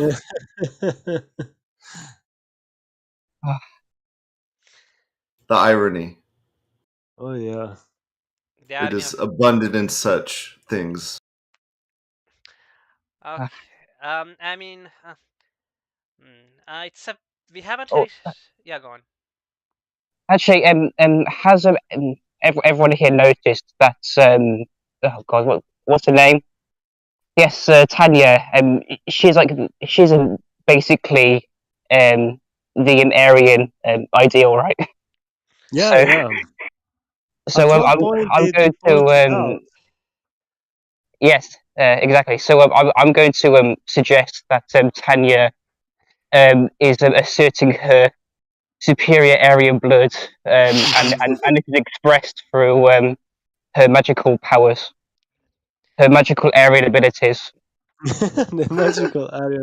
And It's yeah. it's to BTFO the French. Hmm. Yeah. Um. What did you think? I guess I've already asked everybody else the question, so I'll ask it from you as well because there's not much to say about this show. So what do you think of the atheist Sneed in the show? If you think anything about it. Oh, no, I don't know. It was just atheist. Usually, Needs, right? Yeah. You think the whole show is like completely atheist? I mean, it had a lot of religious undertones and spots. Yeah, well, the funny thing, it was made to sort. I think that the intent was to make fun of it, and instead it backfires to the point that I don't. Yeah, I never got the feeling like it was making fun of religion or like bashing religion. I never got that feeling watching it. I do believe there was a little bit of I an mean, intent. I mean, Tanya like Being X does exist, and Tanya Mhm. has to pray to him to get her powers. So I mean, she's probably most likely wrong in whatever she's saying in this world. So I Mhm. mean, it doesn't So you really see, portray then it like oh, but Christianity that is. that means not free will. Oh, therefore, being X is evil because he's forcing her to pray, otherwise she blows up. Yeah, Like, I think the attempt is like this is not. If there is a God, he's not a good God because he would impose his will onto creation. But at the same time, it's not done in a way that I don't understand if it's being pro or against. If yeah. the author, That's the best I kind don't of know. art, though. That's the best kind of art. You don't know. No, of course. But if the credentials about the author are real and he is a communist, I don't think he was trying to make a case for God or for the empire, Yeah, you're probably right. unless it's like But he's trying to the say. art is whatever we take from it. So Mhm. Reminds me like of the scene in The Simpsons where it's like they need to fix the main road and Abe Simpson is like, yes, we could fix them. And like, let's fix it. Like, I'm not for, I'm against it. And they keep praising it for the idea of fixing the main road. Like the same thing. I don't know if that's what really is going on. Or it's just a master 5D chess player that's amusing. maybe he just gave up and admitted, Nazis are just cooler. Everyone likes the Nazis. I'm gonna make a little Could be, lowly. I just fuck it. Oh, everyone loves it. God, I could hate be. myself. He gave up. He's like, okay, I'll write fiction. Just give me your money and Yeah. Yeah. so you. um, What do you think, Fahrenheit? Could it be that's like this? Yeah, well, I don't at all take off the table that he just could be like incompetent and accidentally Exactly. No, Exactly. exactly. in Yeah, that's what I trying to think it make is. like like pro communist Don't attribute propaganda to or Matt. something. Yeah, don't attribute to malice what can be attributed to stupidity. It's Yeah. one of those Yeah, laws yeah. to. Yes, yeah. What Because is I it? think no, Occam's razor. Though yeah, I will something like say that. I am the paranoid schizotype, and I do often see agency where there is none, and Yeah. even I'm saying that this was probably just a miscalculation on the part of the Mm. writer. Yep. Though Yeah, a good example of legitimate malice when it comes to this is what the fuck is what was the anime that came out like a few seasons ago with the silver-haired girl, and it was obviously representation of World War II, and it's like the perspective of the oppressed I know what minority. you're 86. talking about. Yeah, it was 86. Which atrocious. Yep. one? Yep. Everyone was saying this was so good, and I watched it. And I'm like, number one, the storytelling's entirely mediocre. Dodged a bullet. It's like half CGI garbage, and the only reason Mm. people are saying it's good is because it fits into essentially the foundational framework of the current West, right? Yep. Hate that What's the name shit. of this anime? It was so horrible. It's called 86, and I think There we go. That's it. um Almost watched it. Dodged a bullet. Oh, I no. watched the first episode, and it was horrible in every way. Like even objectively, the animation quality was horrible. The storytelling was incoherent, even subtracting a lot of the metaphysical frameworks it has initially, right? I, For suppositions. yeah, I believe that Heraclius liked it, but you don't get much mecha these days, so I like Yeah. slime. I like slime. So that yeah, garbage. I like that garbage. Well, there is garbage, or at least it's endearing as something going on, but I don't I know yeah, love if that you. show. if I'm gonna watch garbage, I'm gonna go back to the 90s and the early 2000s and watch something like Guy Twins, for example, or There's a few exceptions here and there where, and this happens quite often, where the anime quote unquote garbage show, when you actually look at the source material, may it be a light novel or manga, it's actually really good, and they just kill it on the translation. Yeah. It's because there's a lot of concepts or ways of writing that are non-transferable between the two Mhm. Yeah, I mediums. agree. So you'll have a real I mean, not to sound stereotypical, but Overlord is a really, really, really, really good light novel if you actually read it, which I have. I like the show It's too. garbage. It's absolute garbage when it's translated to manga or anime The the because it the, uses a lot of key concepts that just you can't rainbow translate. puke, rainbow puke, rainbow puke. Yeah. Oh Um, gosh. to be fair, even when it comes to Tanya, I've seen the readers of the novel complain about the adaptation. But then again, I kind of feel like people who read the source material first are almost always complaining about the Book's always adaptation. better. Yeah. Yeah. Book's always better. Yeah. Also, I think There's a depends few how you exceptions. adapt it. There's a few exceptions here and there. For example, that's why I think it was part of Tarkovsky when he adapted Roadside Picnic to make a sequel, not the book itself, and that's why I really like Stalker and Roadside Picnic because they work together. You don't need to compare them too much. yeah, that's true. That's true. Yeah. Also, And the fact that Tarkovsky is a great visual director oh yeah, also yeah, yeah, really of does course. help that film along. And he was helped by the Strugatsky brothers, who were the writer Roadside Picnics. Mm. That's why the tone is so consistent between the two. It's like the idea of a shared universe. It's not the same story, it's in the same container. Mm. So Fahrenheit, trick question. Who is best girl Hmm. from Tanya? Uh, um, um, I think He's like, what girls I'm are going there to even to say pick? Exactly. yeah. Um, I'm gonna I'm gonna I'm gonna say the only somewhat suitable aged girl. This is terrible because I have like literally forgotten everyone's name, and I could better remember Tanya's name Her name a is the minute ago. hardest to say. The girl you're thinking of, I bet. Yeah. Yes, yes. She has I don't know what what's her cup size. Anyway, she's a Tanya's like a wingman. Yeah, Um, uh, Victoria. yeah, she has kind of a weird character design. I found she's like very blobby compared to the other characters. Yes, yes. Round. Uh, yeah, round.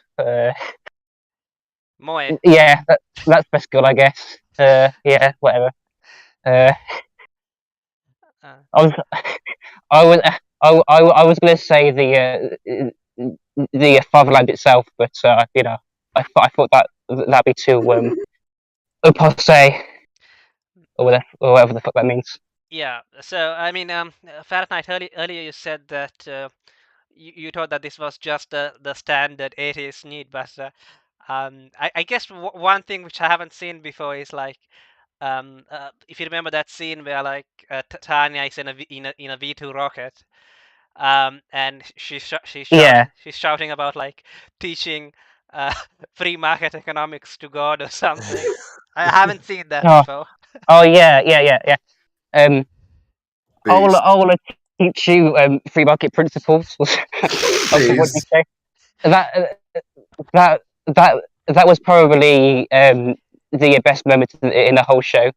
Also, I want to point out the genius of combining the German V1 rocket with the Ulka rocket to produce high speed paramilitary unit. That was also pretty larpy, let's say. But It's Love it. it's magic. What is it? Magic. it is it is it Wonderwaffle is something or whatever. Like what? yeah. That's a word for it, isn't it? For some of Yes, those. so Wonderwaffen. Yeah, there you go. Schick Um, Heil, ich bin ein Berliner. Oh, that's amazing. Guten Tag. Yeah, I'm just einen zwanzig. Okay, there you go. That's all my German. yeah, that's as much German as there was in the series. I imagine. Um, Exactly. yeah. So how would you rate it out of 10? This gets us a solid 7. Okay, it's Based. seventh all Based. around. Yeah. Yeah.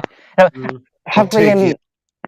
have we spoken about the 3D Oh animation god. Yeah, yet? Oh we god. touched a little bit that It's I said bad. that sometimes it feels like watching an an in-engine Mm. intro of PS2 game. Yeah. What? Yeah. I'm just curious when the Tanya video game is going to come out. That They've could be already interesting. got half the graphics pre-processed already, so This I is um when I want to play as a This is when Overlord season 1 came out. So if you know the CGI in Overlord season 1, it's the same Atrocious. here. Everyone was taking they're like CGI, throw it in there. Yep. yeah. Well, the thing is, we have good examples on how CGI can properly be done. Last Exile. Obviously, I'm going to say the stereotypical one, Land of the Illustrious, was done very well. I don't think you can have. It's really, really, really hard to do cross median 2D and Yeah. 3D. Yeah, That's really hard to pull off. Weirdly enough, Yeah. Really. one of the few shows that did it well was Futurama. Yeah. Oh yeah. I am also want to say the one that comes to my mind very quickly is Attack on Titan.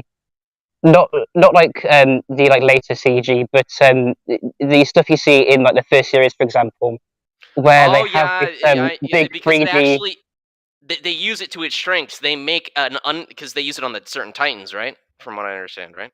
Yeah. But also all of that town that they fight in. That's all like one big 3D model that they Oh, I have didn't know the that. 2D characters. I Yeah, didn't even exactly notice like that. that. Exactly. But There was some bad CG Tanya, in one of the seasons of Attack on Titan. They got a bunch of shit for it, and then the next episode they came out that with was super good to compensate for it.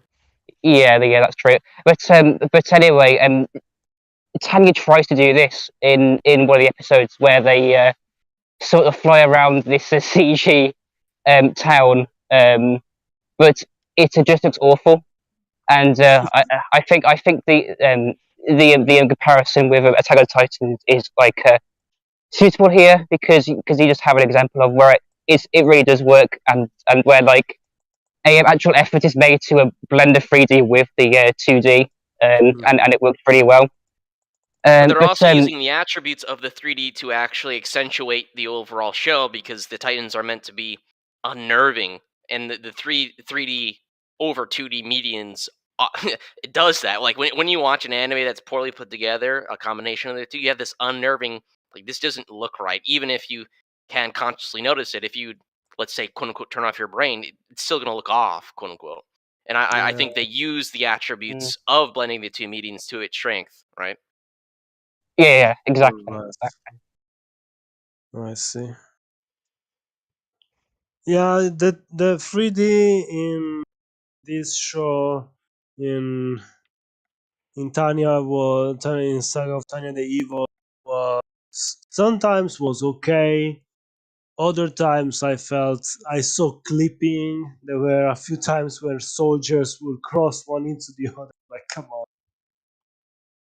it was Yeah, rather visible.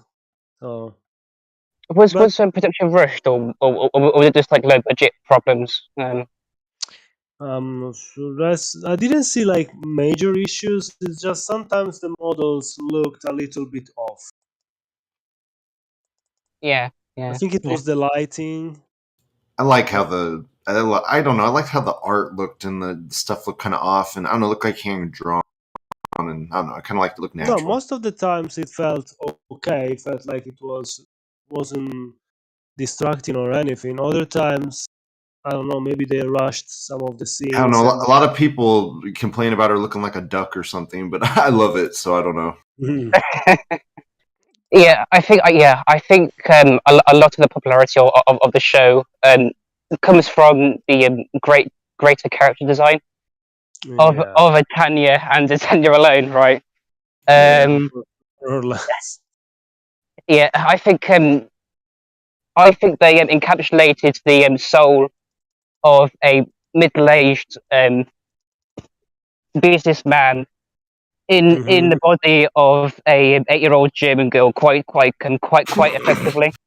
Yeah. And and so yeah, and so I actually think like that this is the reason why it got so popular. You know, on the streaming site I used that was perfectly legal, um, there was like over 100 comments on it, which I think is a testament to the true popularity of this show. I don't know. I'm kind of, it's nice to see um, animation getting attention. Though obviously, I would rather better shows get some more attention. Mm. But what can you do? Well, like what? Throw some out for people. Yeah. Yeah, I mean, uh, the more anime you watch, the more weirder and more niche stuff you end up watching. Um, so yeah, Niche stuff is my favorite. Like I love misery porn stuff. That's my favorite anime. Like stuff people give fives, I could like 10 out of 10 sometimes. like what was it called that we talked about? Sugar Life or something? Yeah, that one. I love that one. Don't I love that one. What the fuck is Sugar Life? No Happy idea. Sugar Life. Yeah, Happy Sugar Life. We did a stream about it. Yeah. Iron Loon. I love that. I love that fucking anime. Don't. It's I like that about one. Scum's Wish, Talentless Nana, a bunch of crazy, little animes that not everybody likes.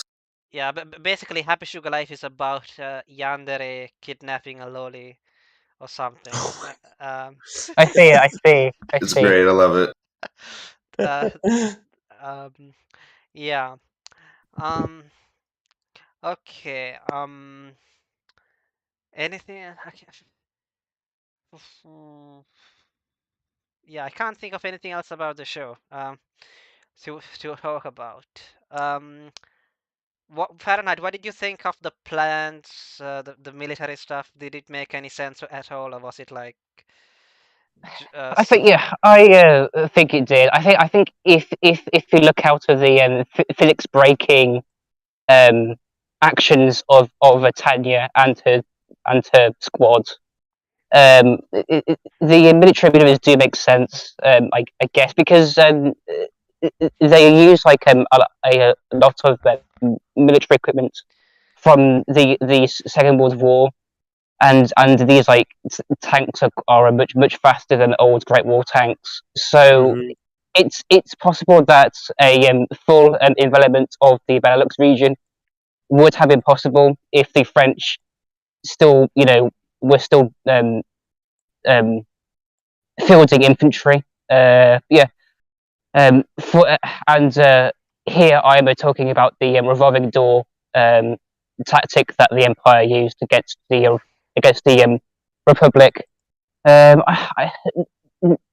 of it's like what I'm trying to say is that all the military maneuvers outside of Tanya's squad all seems very realistic. Like the shore bombardment, the cutting off of supply lines and things, the sort of false retreat, etc. I don't really have a problem with any of that. It all felt quite realistic. Also, the fact that Romania went down so quickly is also a touch of realism that I found quite funny. Mm. Love it. Um, I guess a quote unquote dramatic scene from the series was when they had to kill some quote unquote civilians or Mm-hmm. whatever. Kiasmo, do you think that they did a good job of portraying of what uh, the quote unquote dilemma or something, or was it just not really there? It was done okay. It wasn't anything like spectacular or I don't know. It was okay. Didn't give me like I didn't feel much. The emotions were there, but at the same time, I didn't feel much. Hmm. I guess another complaint that some might have is that like you know those scenes where Tanya is basically lecturing these old men, the high Hmm. command people. Um, like a lot of the stuff that she says to them, shouldn't it already be obvious to them? Yeah. Um, Fahrenheit. Yeah, well, I don't really know. I guess the obvious thing to point out was that if the Empire take over the Republic, suddenly they're going to gain more neighbors from from sort of bigger foreign powers. I think that was fairly obvious, and that the Empire is sort of um, destined to become Yeah. involved in a large world-sized conflict. I think that was kind of obvious. But Hmm. the other stuff like it- like the French troops sneaking away, to Africa. I don't think that was exactly foreseeable. Though I do think somebody, some like German officer somewhere, would have been keeping a eye on the port of Brest. I don't know. Exactly. That was a little bit of a big misstep, to say the least. Yeah. Also, I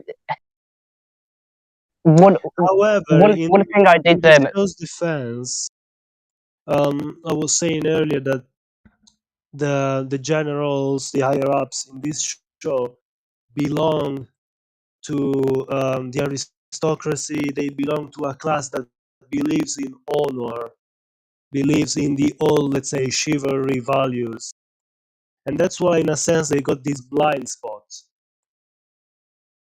And I think it's sort of realistic. I'm not saying it's perfect, but it's a kind of realistic. That's why in the past, for example, during World War One, uh, a lot of missions ended up with a lot of soldiers dying for nothing because they still believed in the old tactics, so to say, in the old rules of engagement, etc. Whereas warfare had moved uh, to a new, let's say, limit, to a new standard. So Yeah, I'm yeah. not This saying is executed perfectly. I'm not saying certain things, yes. I think they are a little bit oblivious because there is a sense of pride in what their class, so to say, upholds. But at the same time, it's a bit, sometimes, yeah, uh, they are a bit foolish in their judgment. But A good example of that is actually on D-Day. There was quite literally tons of sarin gas on the beach that Hitler personally ordered not to be deployed at under any circumstances. And historians now looking back at it think that the Reich would have actually won that engagement if they did indeed deploy the sarin gas. But it mm, was considered morally incomprehensible, so it was never used, even though it would have most likely won them the engagement. mm, interesting. Interesting. Yeah. yeah. Interesting. What were you going to Hmm. say? What were you going to say earlier, Fahrenheit? Yeah. Well. Oh, yeah, let me just remember.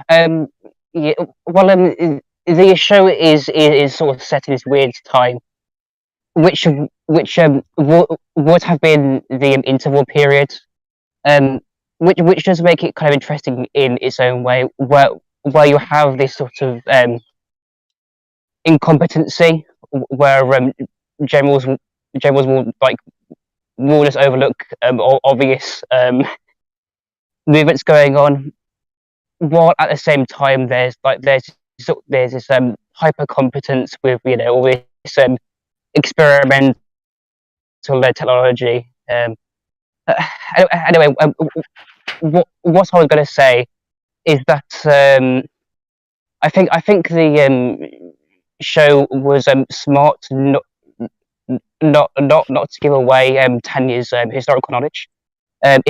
It's never really obvious that she already knows what's going to happen in history, right? And so Mhm. everything is sort of presented as sort of logical um, puzzles she's working out for herself.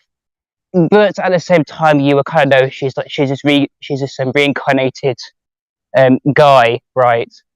So Mm. so so so she kind of knows what's going to happen anyway, right? And so she has this foreknowledge, and as well as this actual strategic value. So I thought it was quite smart of the writer to Yeah, I agree. make this unknown. So she really is like this mystery in a lot of ways. Um, um, I mean, other than that one big mistake that they do at the end of the series, it seemed to me that the high command of the Empire was rational, but well, according to Tanya, they were too rational. They didn't really seem to say or talk much about honor or that sort of stuff. Um, You any can feel it in the way they devise some of their plans. So how they want to advance the war in certain ways, and she has to cobble together reason for a different plan. She mm, always has to weave around objections in that way.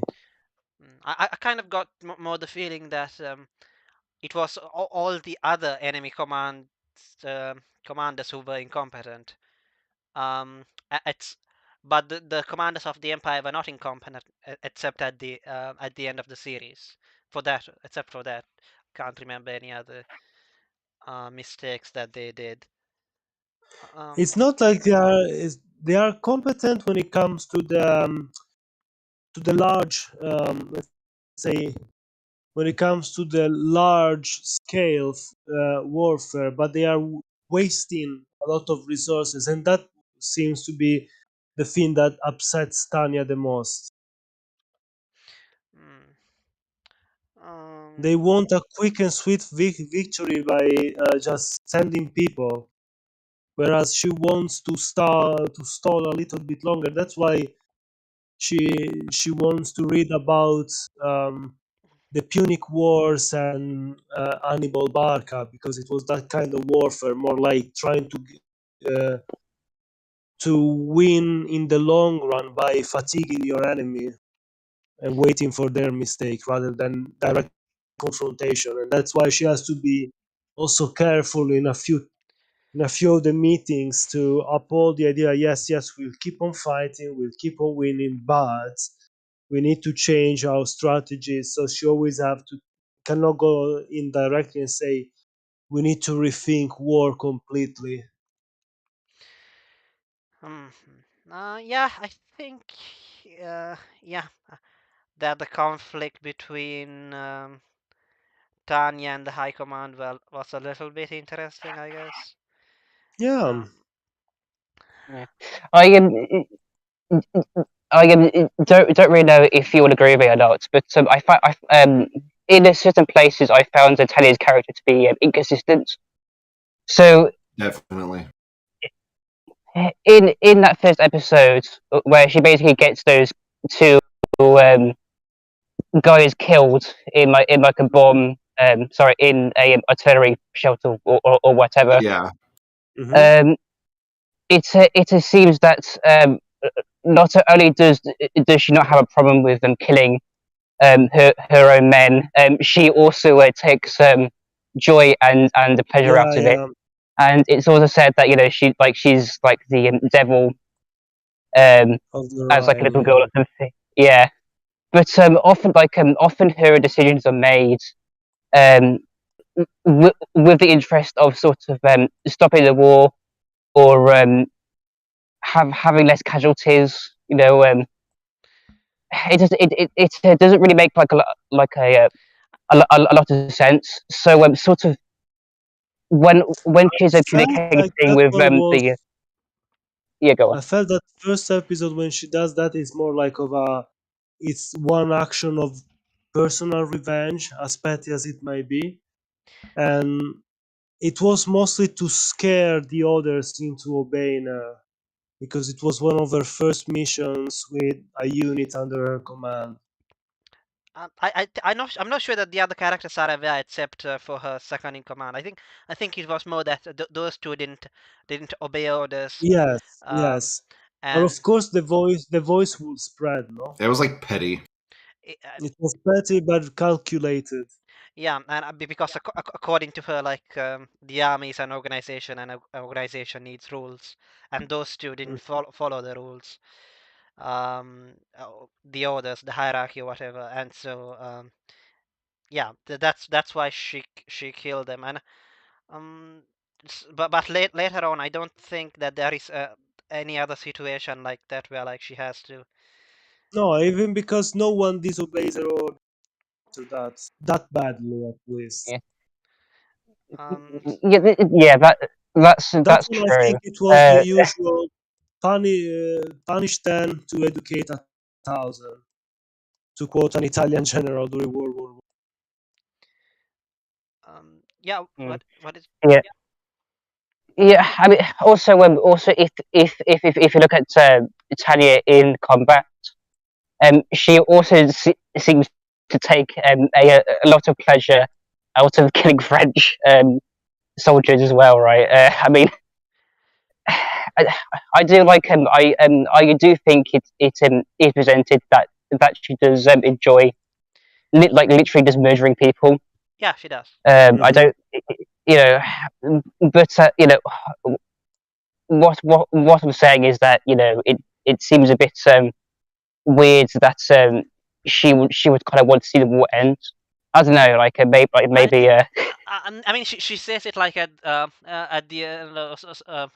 I think she says I'm not sure whether it was exactly at the end, but like in one of the monologues that she gives to the high command people, she says to the one with the glasses, she says that like human beings might seem civilized or whatever, but they are still animals, and so is she. So Hmm. she still likes um, she's the most quote unquote rational, but she still enjoys killing people or something. Yeah, Um, the feeling was sort of that.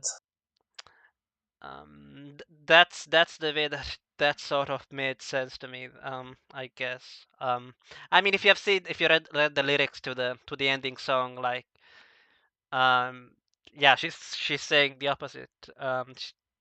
But I guess you could kind of say that like those are her repressed desires or something. Yeah, the duality of man on one side, the desire for everything to be perfectly organized, like the gears in a clock, and on the other side, animalistic, brutal side that doesn't follow reason, just wants to see the blood flowing. yeah. Did any of you see the film? Because I didn't. I didn't get a chance. I did. I love the film. Yeah, I mean, Mm-hmm. speaking The of the film was film, we talked about. You should have watched the film because like there's a Sneed against the commies. good. Ah! But speaking of her, I'll Lucy. post. I'll post it for him. Yeah. Okay, hang on, Mhm. hang on. I Um. need. and because in the movie, she sort of realizes for a moment that like she has lost her cool. Um, Mm. and also I kind of feel like the kind of bestiality, that's not the right word, but uh, um, you know what I mean.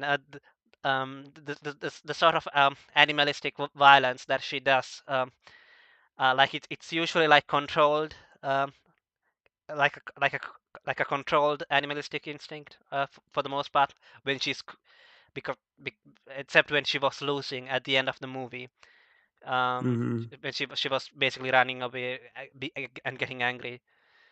Um, Yeah. um, yeah. So Yeah, I should have watched that, but I've been I've been too busy recently literally reading all of the Onizuka manga. There's a, Uh, there's actually like way more than you think. By the way, I have like 5 more to go. I should be done by Friday. But um, oh my god, there's so Damn. much. and they're also good. At least I thought they were when I read them. Yeah. They are good. I think I've hit like the sort of good like the best arcs of the story at to this point. But I don't know. Could get better. I don't know. Uh, but anyway, I'm s- I'm s- I'm sorry for detouring the conversation into Onizuka again. Yeah, Fahrenheit is going to give us a presentation on a stream. He's making Yeah. he's making Yeah, a PowerPoint for the Onizuka yeah, stream. Yeah, yeah. It's gonna be good. Blessed autism. yeah. Uh, Yeah. the problem is, Mm. if you're going to do it, I would rather it be not just you and I, but some other guys as well. So I think you suggested that we do it on between July the 2nd or the 6th, and I don't think I can get anybody else to join that. So it will probably be just me and you. That Uh, that's fine. It, it's just because I know those days are gonna be very quiet, so I can literally just sit at a desk and talk for like a big PowerPoint for like 3 hours and good, uh, good. and and and kill you with boredom basically. I As I I wouldn't be too as worried I because explain, Onizuka is not that boring. it's So not no. It's yeah. great. Everyone everybody should not watch Tanya and watch Onizuka instead. Yeah. No, I'm joking. Um, You know when I, I Zzz. I think we can class Onizuka as an honorary Aryan because he has dyed his hair blonde. That's what I'm saying. yeah. I mean, if you think Tanya is crazy, you have to see Onizuka. Um, Yeah,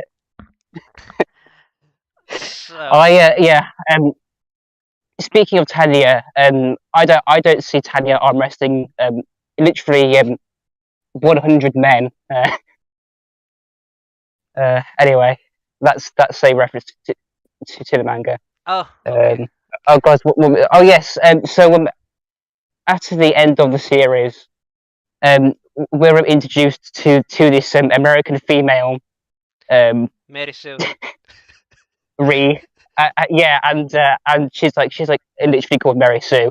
And at that moment, I realised that a comedy like really did write this show because only Yes. a comedy Yes. would make that It's kind of joke. genius. That It's kind of genius. No, it's genius. It's yeah. genius. Sorry. That's a kind of postmodernist shitty joke of of that caliber. Only a communist would think to do that. Didn't. Yeah. I think you're right about that. I think you're right about that. I think the Eva sort of did the same sort of, which I don't think that her name is literally Mary Sue, but it's Mary something else from the rebuilds. But Yeah. Um, Yeah. Okay, what else is there to say about Tanya? That we haven't said already. Um, mm, uh, so did we discuss all of the little scenes where she gives a monologue about war, whatever? I mean, some of it it looks mind blowing to the characters within the story, like, oh, it's going to be a world war, but it's not Hmm. it's not to us because yeah, we already have the same knowledge as Yeah, as the exactly. protagonist. So those talks were kind of a little bit disinteresting to me. It's like when, um, in other isekai, like the protagonist, teaches science to Hmm. the backwards inhabitants of Fantasyland or whatever. Yeah, Um, Mhm. which you doesn't really make any sense anyway yeah. because Now that I think about it, is the third movie of the Evil Dead series, Army of Darkness, an isekai, since it's sucked back in time and it teaches. Mm-hmm. So Sam Yeah, Raimi. I agree. This Okay, is so this this Darkness this is this when is my boomstick. he's not reincarnated, but he goes back in time and teaches science to those backward folks to fight the forces of evil. Yeah. That film is amazing, by the way. Yeah. Where he Uh, like he just turns up with a shotgun and so quickly just takes over a castle pretty much. yeah, Yeah, it's great. It's probably Sam Raimi's best film in my opinion. it's so crazy and cheesy. so Yeah. I found a comment by somebody who read the novel supposedly. Hmm. So, um, about the gods in chapter two of the light novel is a small sub chapter where multiple gods convene in the realm beyond the perception of senses.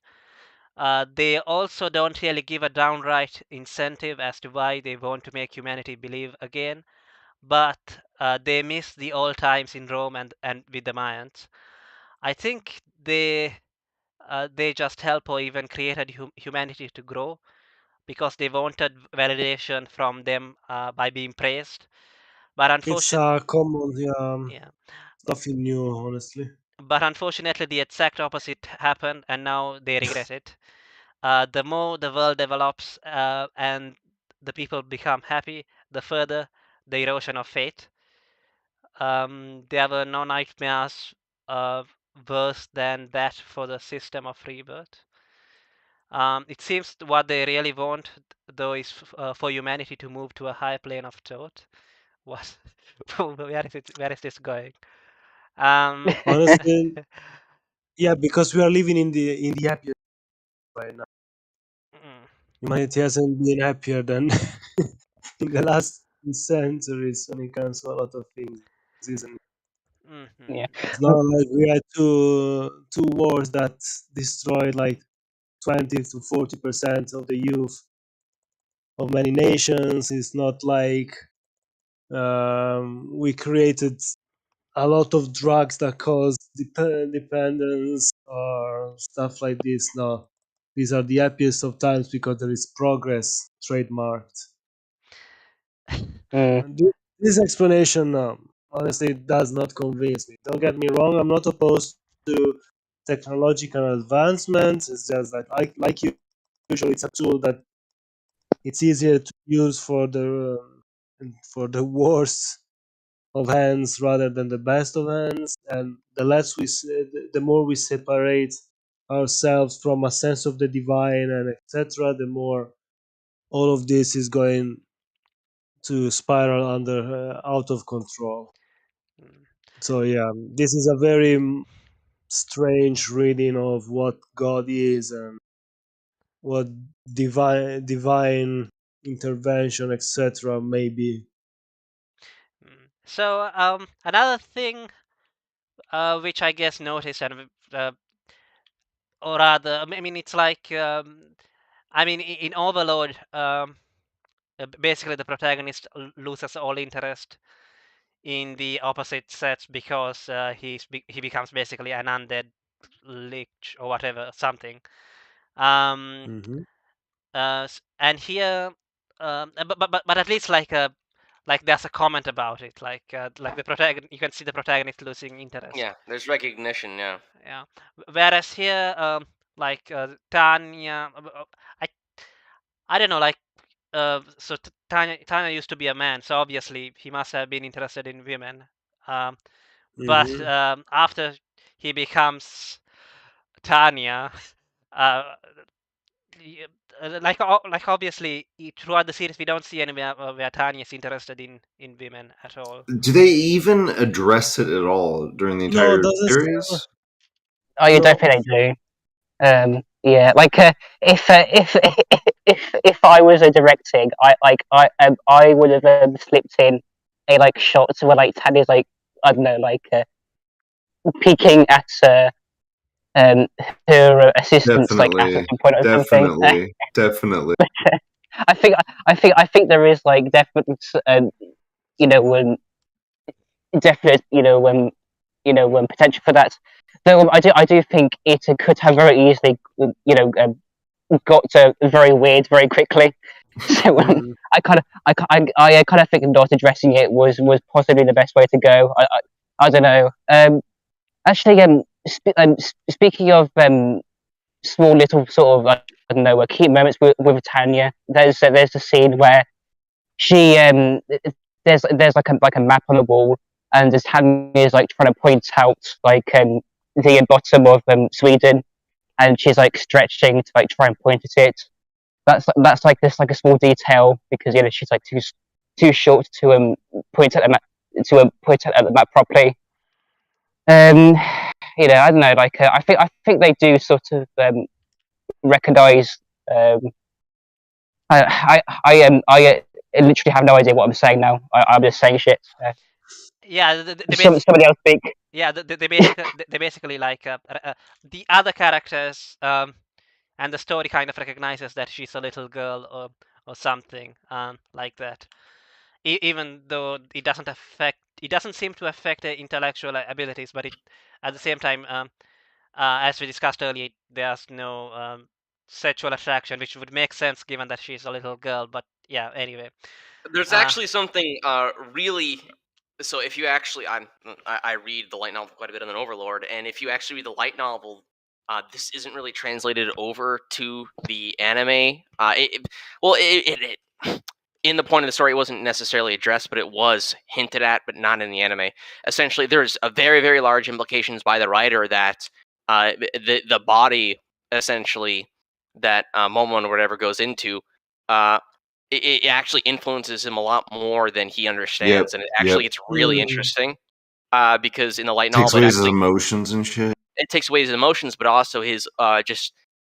So essentially, there's like literally like 18 pages in the light novel of him just casting a bunch of magic on himself. There's other stuff like that and then he has like an existential crisis, and like he starts quoting a lot of reactionary writers, which is a little weird. Yeah, he Okay. starts like quoting a Vol. I'm not Love joking. He Overlord. does. There's like one line. Oh man, I'm not. It holy happens because base. yeah, but it's really it's like it was really weird because I'm reading this. I'm like, what? Well, this is getting really deep. Because he's like, what is? It starts getting to the conversation. What is consciousness? And then it goes, is it merely like a conjunction of instinctual impulses? And then it keeps going, keeps going, keeps going. And he quotes certain things, not directly, Mm, but like you can make yeah. significant inferences. Like, oh my god, this guy's quoting like this writer, and you look and it's like, oh yeah, it's basically the quote just paraphrased. Yeah. It's like, Awesome. whoa. Awesome. Yeah. Oh my God. He's talking about the kind of Yugo. Um, this current epoch of a disillusion. in an isekai. Oh, Yeah, yeah. in an isekai, it's In crazy. isekai. Nice. That's why I like Overlord so much. If you don't know the Love background Overlord. of the background actually of the writer is actually he was it wasn't a mangaka. The guy actually who wrote Overlord, the light novel originally, is a professional writer. Like I believe the backs like we don't know, but like he's made mentions before in high school. His hobby was translating books for fun. Like the guy's Huh. an actual professional writer. Wow. So, And this it guy has shows in the definitely writing. translated Everla. Okay, interesting. I'll, Hmm. I'll literally give it a look at some point Oh after I yeah. finish my high school manga. Don't And watch it's the and anime it's though. really unique because it jumps whatever. It's really well written. It's like you start reading it and it doesn't make sense because it starts off midway. It's so bizarre, but you really start to appreciate it after a while. Sorry. Yeah, and the anime comes out next month. Woo! Yeah. Anime only. Yeah, I guess both Overlord and Tanya was sort of part of the same kind of genre, Yep. because like you basically have somebody who is Yeah, reincarnated as they a went on a hero. crossover. Yeah. Oh They yeah, came out at the same time, so they're like, and they're like the first two big isekais. but I mean also in that like it's they get isekai and they're not exactly good, or Yeah. they Mhm. Yep. Yeah. um so I But guess there's a lot of sorry to interrupt, but there's a lot of stuff where it's actually well written. Because he doesn't understand what's going on, and it's not like, oh, that's a joke thing. That's taken seriously later on, and I don't think people understand because again, the anime cuts out so fucking much. Yep. When Demiurge is talking to like Ainz about production of scrolls and all that, and he references, "Have you found production? You know, animals for the production of proper quality scrolls?" And he says, "Oh yes, it's bipedal sheep." And then he starts laughing, and he's like, "Oh," he has no idea what's going on. He laughs back. Later on, like four chapter, like way, like it'll be like the sixth season if they ever get to it, if it's that far down the line. It turns out Ainz finds out that the bipedal sheep where actually Demiurge was joking to him in a witty way that they were skinning humans alive. And Demiurge almost convinced Ainz to send Yep. Sabos's girlfriend to that. Like he almost did it. Uh, so it's Yeah, it's they well do written. dark shit in that in that show. I love Well, it. it's really well it's just well written. Period is the point. Yep. Sorry if I'm ranting here.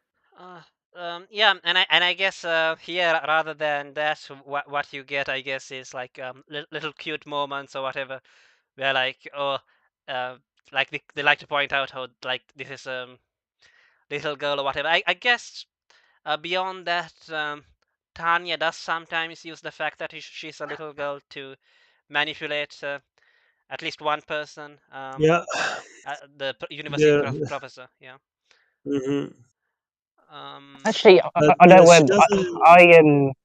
Yeah, sorry.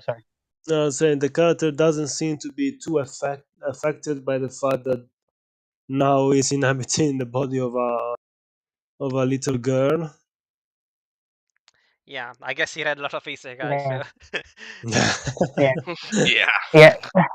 There is I do remember now that there is this moment when in order to sort of obey in international law or something, and they can't attack this like armory, without sort of giving warning. So Mhm. what Tanya does is she sort of affects like this little girl voice in order to make her warning not sound serious. So all of the enemy garrison is just like laughing at this like cute little girl voice, like telling them that they're like about to be bombed or attacked or something, and then she like actually does. So I think in that moment she actually does use the fact that she's a small child to her advantage because she could literally sound like a innocent and then sort of catch the enemy off guard. Mhm. I thought that was actually like pretty That was clever. clever. Yeah, yeah, I think it's also that like basically the protagonist was like he was always like a soulless businessman. So who is like always quote unquote rational. So it kind of makes sense that he wouldn't have any libido or whatever, or that it wouldn't bother him that now he was a woman or whatever. Yeah, yeah. Hmm. Yeah, interesting. Yeah. Also, and I don't like I don't really know what it's like to be sort of put into like into another body, or like a reincarnated. So I mean, from all I know, like I just would act like a little girl, but I would just have the knowledge of what I have now. I don't know, like it's it's very strange to think about.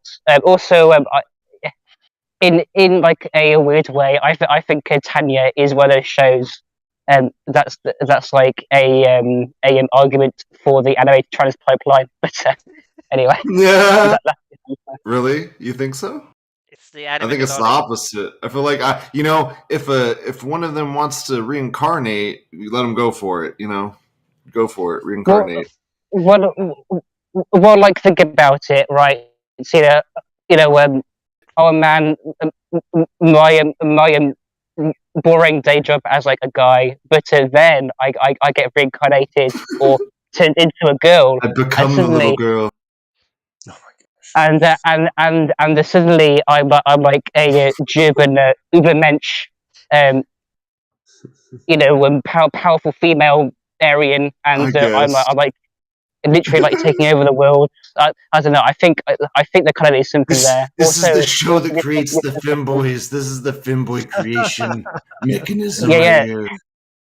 exactly. No, that's And slice of life right anime. after It's slice watching of life anime you're thinking of. and right after watching this show, I suddenly started having visions that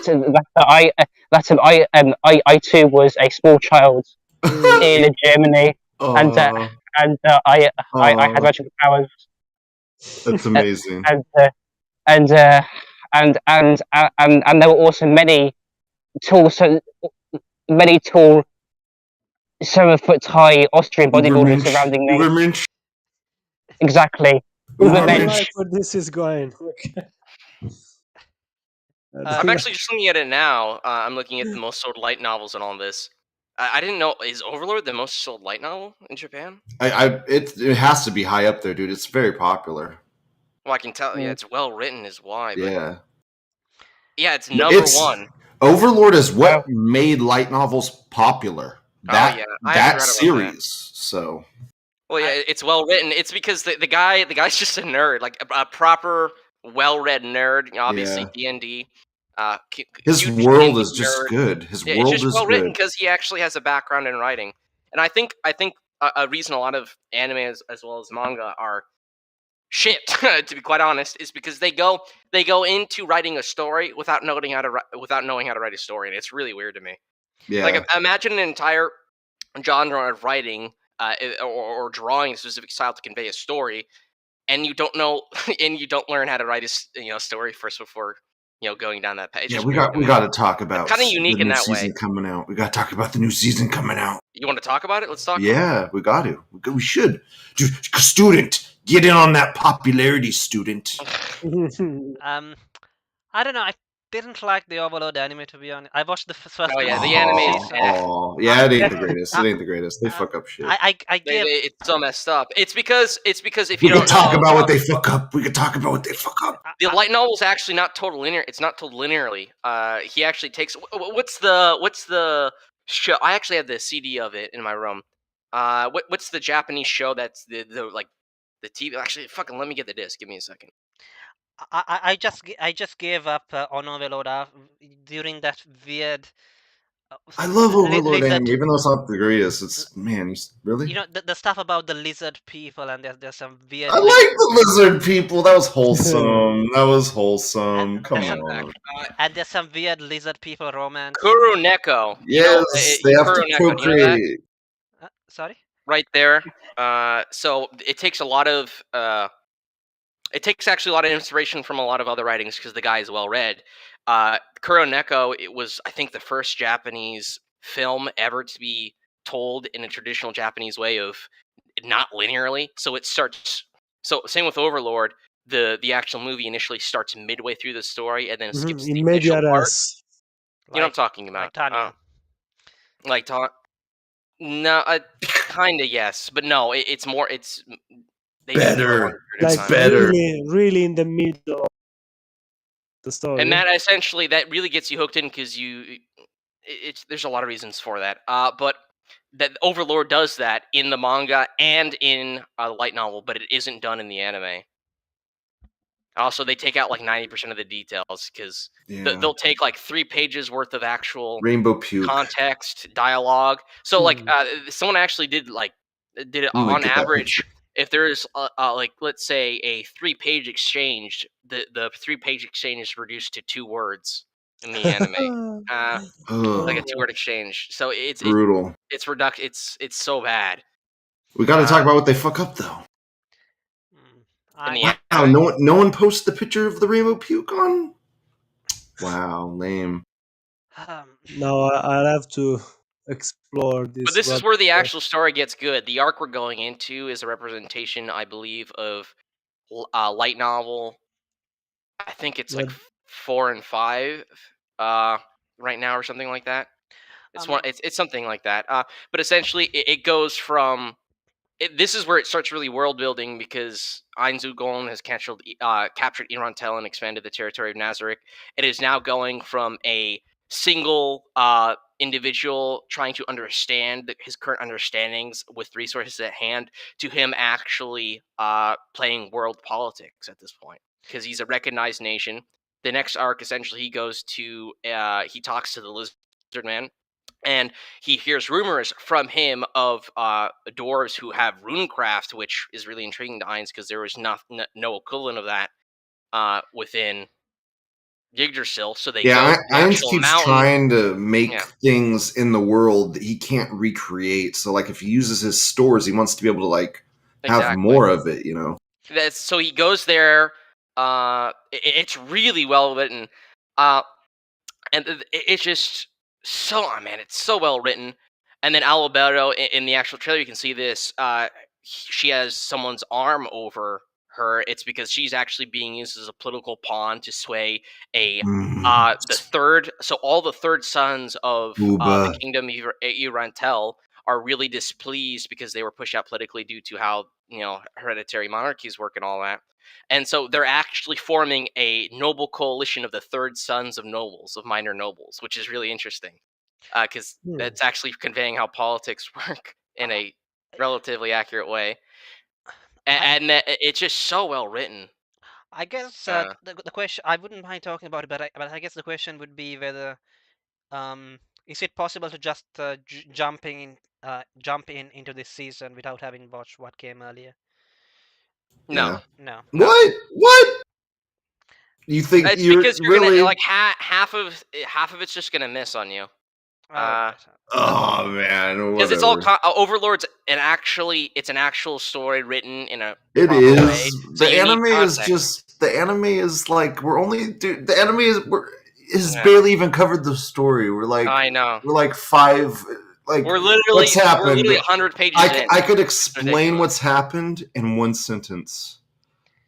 I could explain everything that's happened in one sentence. Go for it. Okay, vampire girl turned on him, and then he had to reach into his stores and save her, and then I don't know, he killed a bunch of adventurers, and that's where we're at. Done. Yeah. Okay. Well, it's because we're essentially if you actually look at the light novels, we're actually in the opening still. Like we're still in. I mean, that's all that's happened. Yeah, we're literally in the prelude. Like we're not even getting to the actual story when it gets good, and this is the season where it should start to really convey itself. Like, I mean, one of his he's basically infiltrating the humans. One of his people turned on him. The anime is a grand strategy game, but it's been like no, my bad. The light novel is literally a grand strategy essentially story. I don't know. But we're so early on in the story in the anime that people have taken it to be like an adventure story. Student, you should just do episode 1. You should just do episode 1 and see what happens. I don't know. Sorry if I'm ranting. Yeah, I mean, I've seen. Anyway, let's get back to Tanya. Yeah, that's Overlord. Yeah. I'd say concluding thoughts. Yeah. Yeah. So Fahrenheit. Any concluding thoughts? Um, uh, I don't know. I hope the German Empire can rise again to its full glory, and the greater Germanic Reich can be formed. Also, I believe this will secure the security of Disavow. Europe into Disavow. the future, and would also allow the German people to actually reasonably contend with greater powers such as China, Russia, and the USA. I believe this is the best way forward. Also, Tanya was okay. I give it 6 out of 10. Okay. You said it went down to 6 from 7, but okay. I Um. I'll take it. Yeah. Uh. What about you, Kiasmo? don't know. The story is interesting. The setting is interesting. I like where the story is going. I wonder if they can keep up the interesting plot points, or if it's to become another repetitive like battle, battle, battle, setback, battle, battle, battle, setback, and nothing really happens at the end. It would be interesting to see where the story goes. I just wonder if it will go in interesting places, or if it will go the usual subversion that, yeah, it shocks you for 10 seconds and then it's like, but this is neither intelligent nor interesting. So in the end, it's up to the author. There is potential. I'm not saying it's a perfect series, but it's interesting enough, and it's edgy to the right degree. At least for now, they kept a good balance, I think. Okay. I guess my final thoughts would be that I just don't see where else they can go in terms of teams. Um, I mean, like basically, like I mean, as I said when I started the stream, um, the way that the story is going to end, and it's clear, like from the start of the movie, they spoil it in the movie as well. But those who have read the novels know as well. What's going to happen is unfortunately Fahrenheit that the Germans are still going to lose. That's I don't know. Oh, Go- God wills it oh or no, Black something. Pills again. um, and so basically, what's going to Oh happen? no, Yeah, the blackest of black pills. yeah, like Not even in fantasy can not they even in anime. win. Okay. Yeah, I guess the Ubermensch lolly savior failed us. Um, anyhow, Damn it.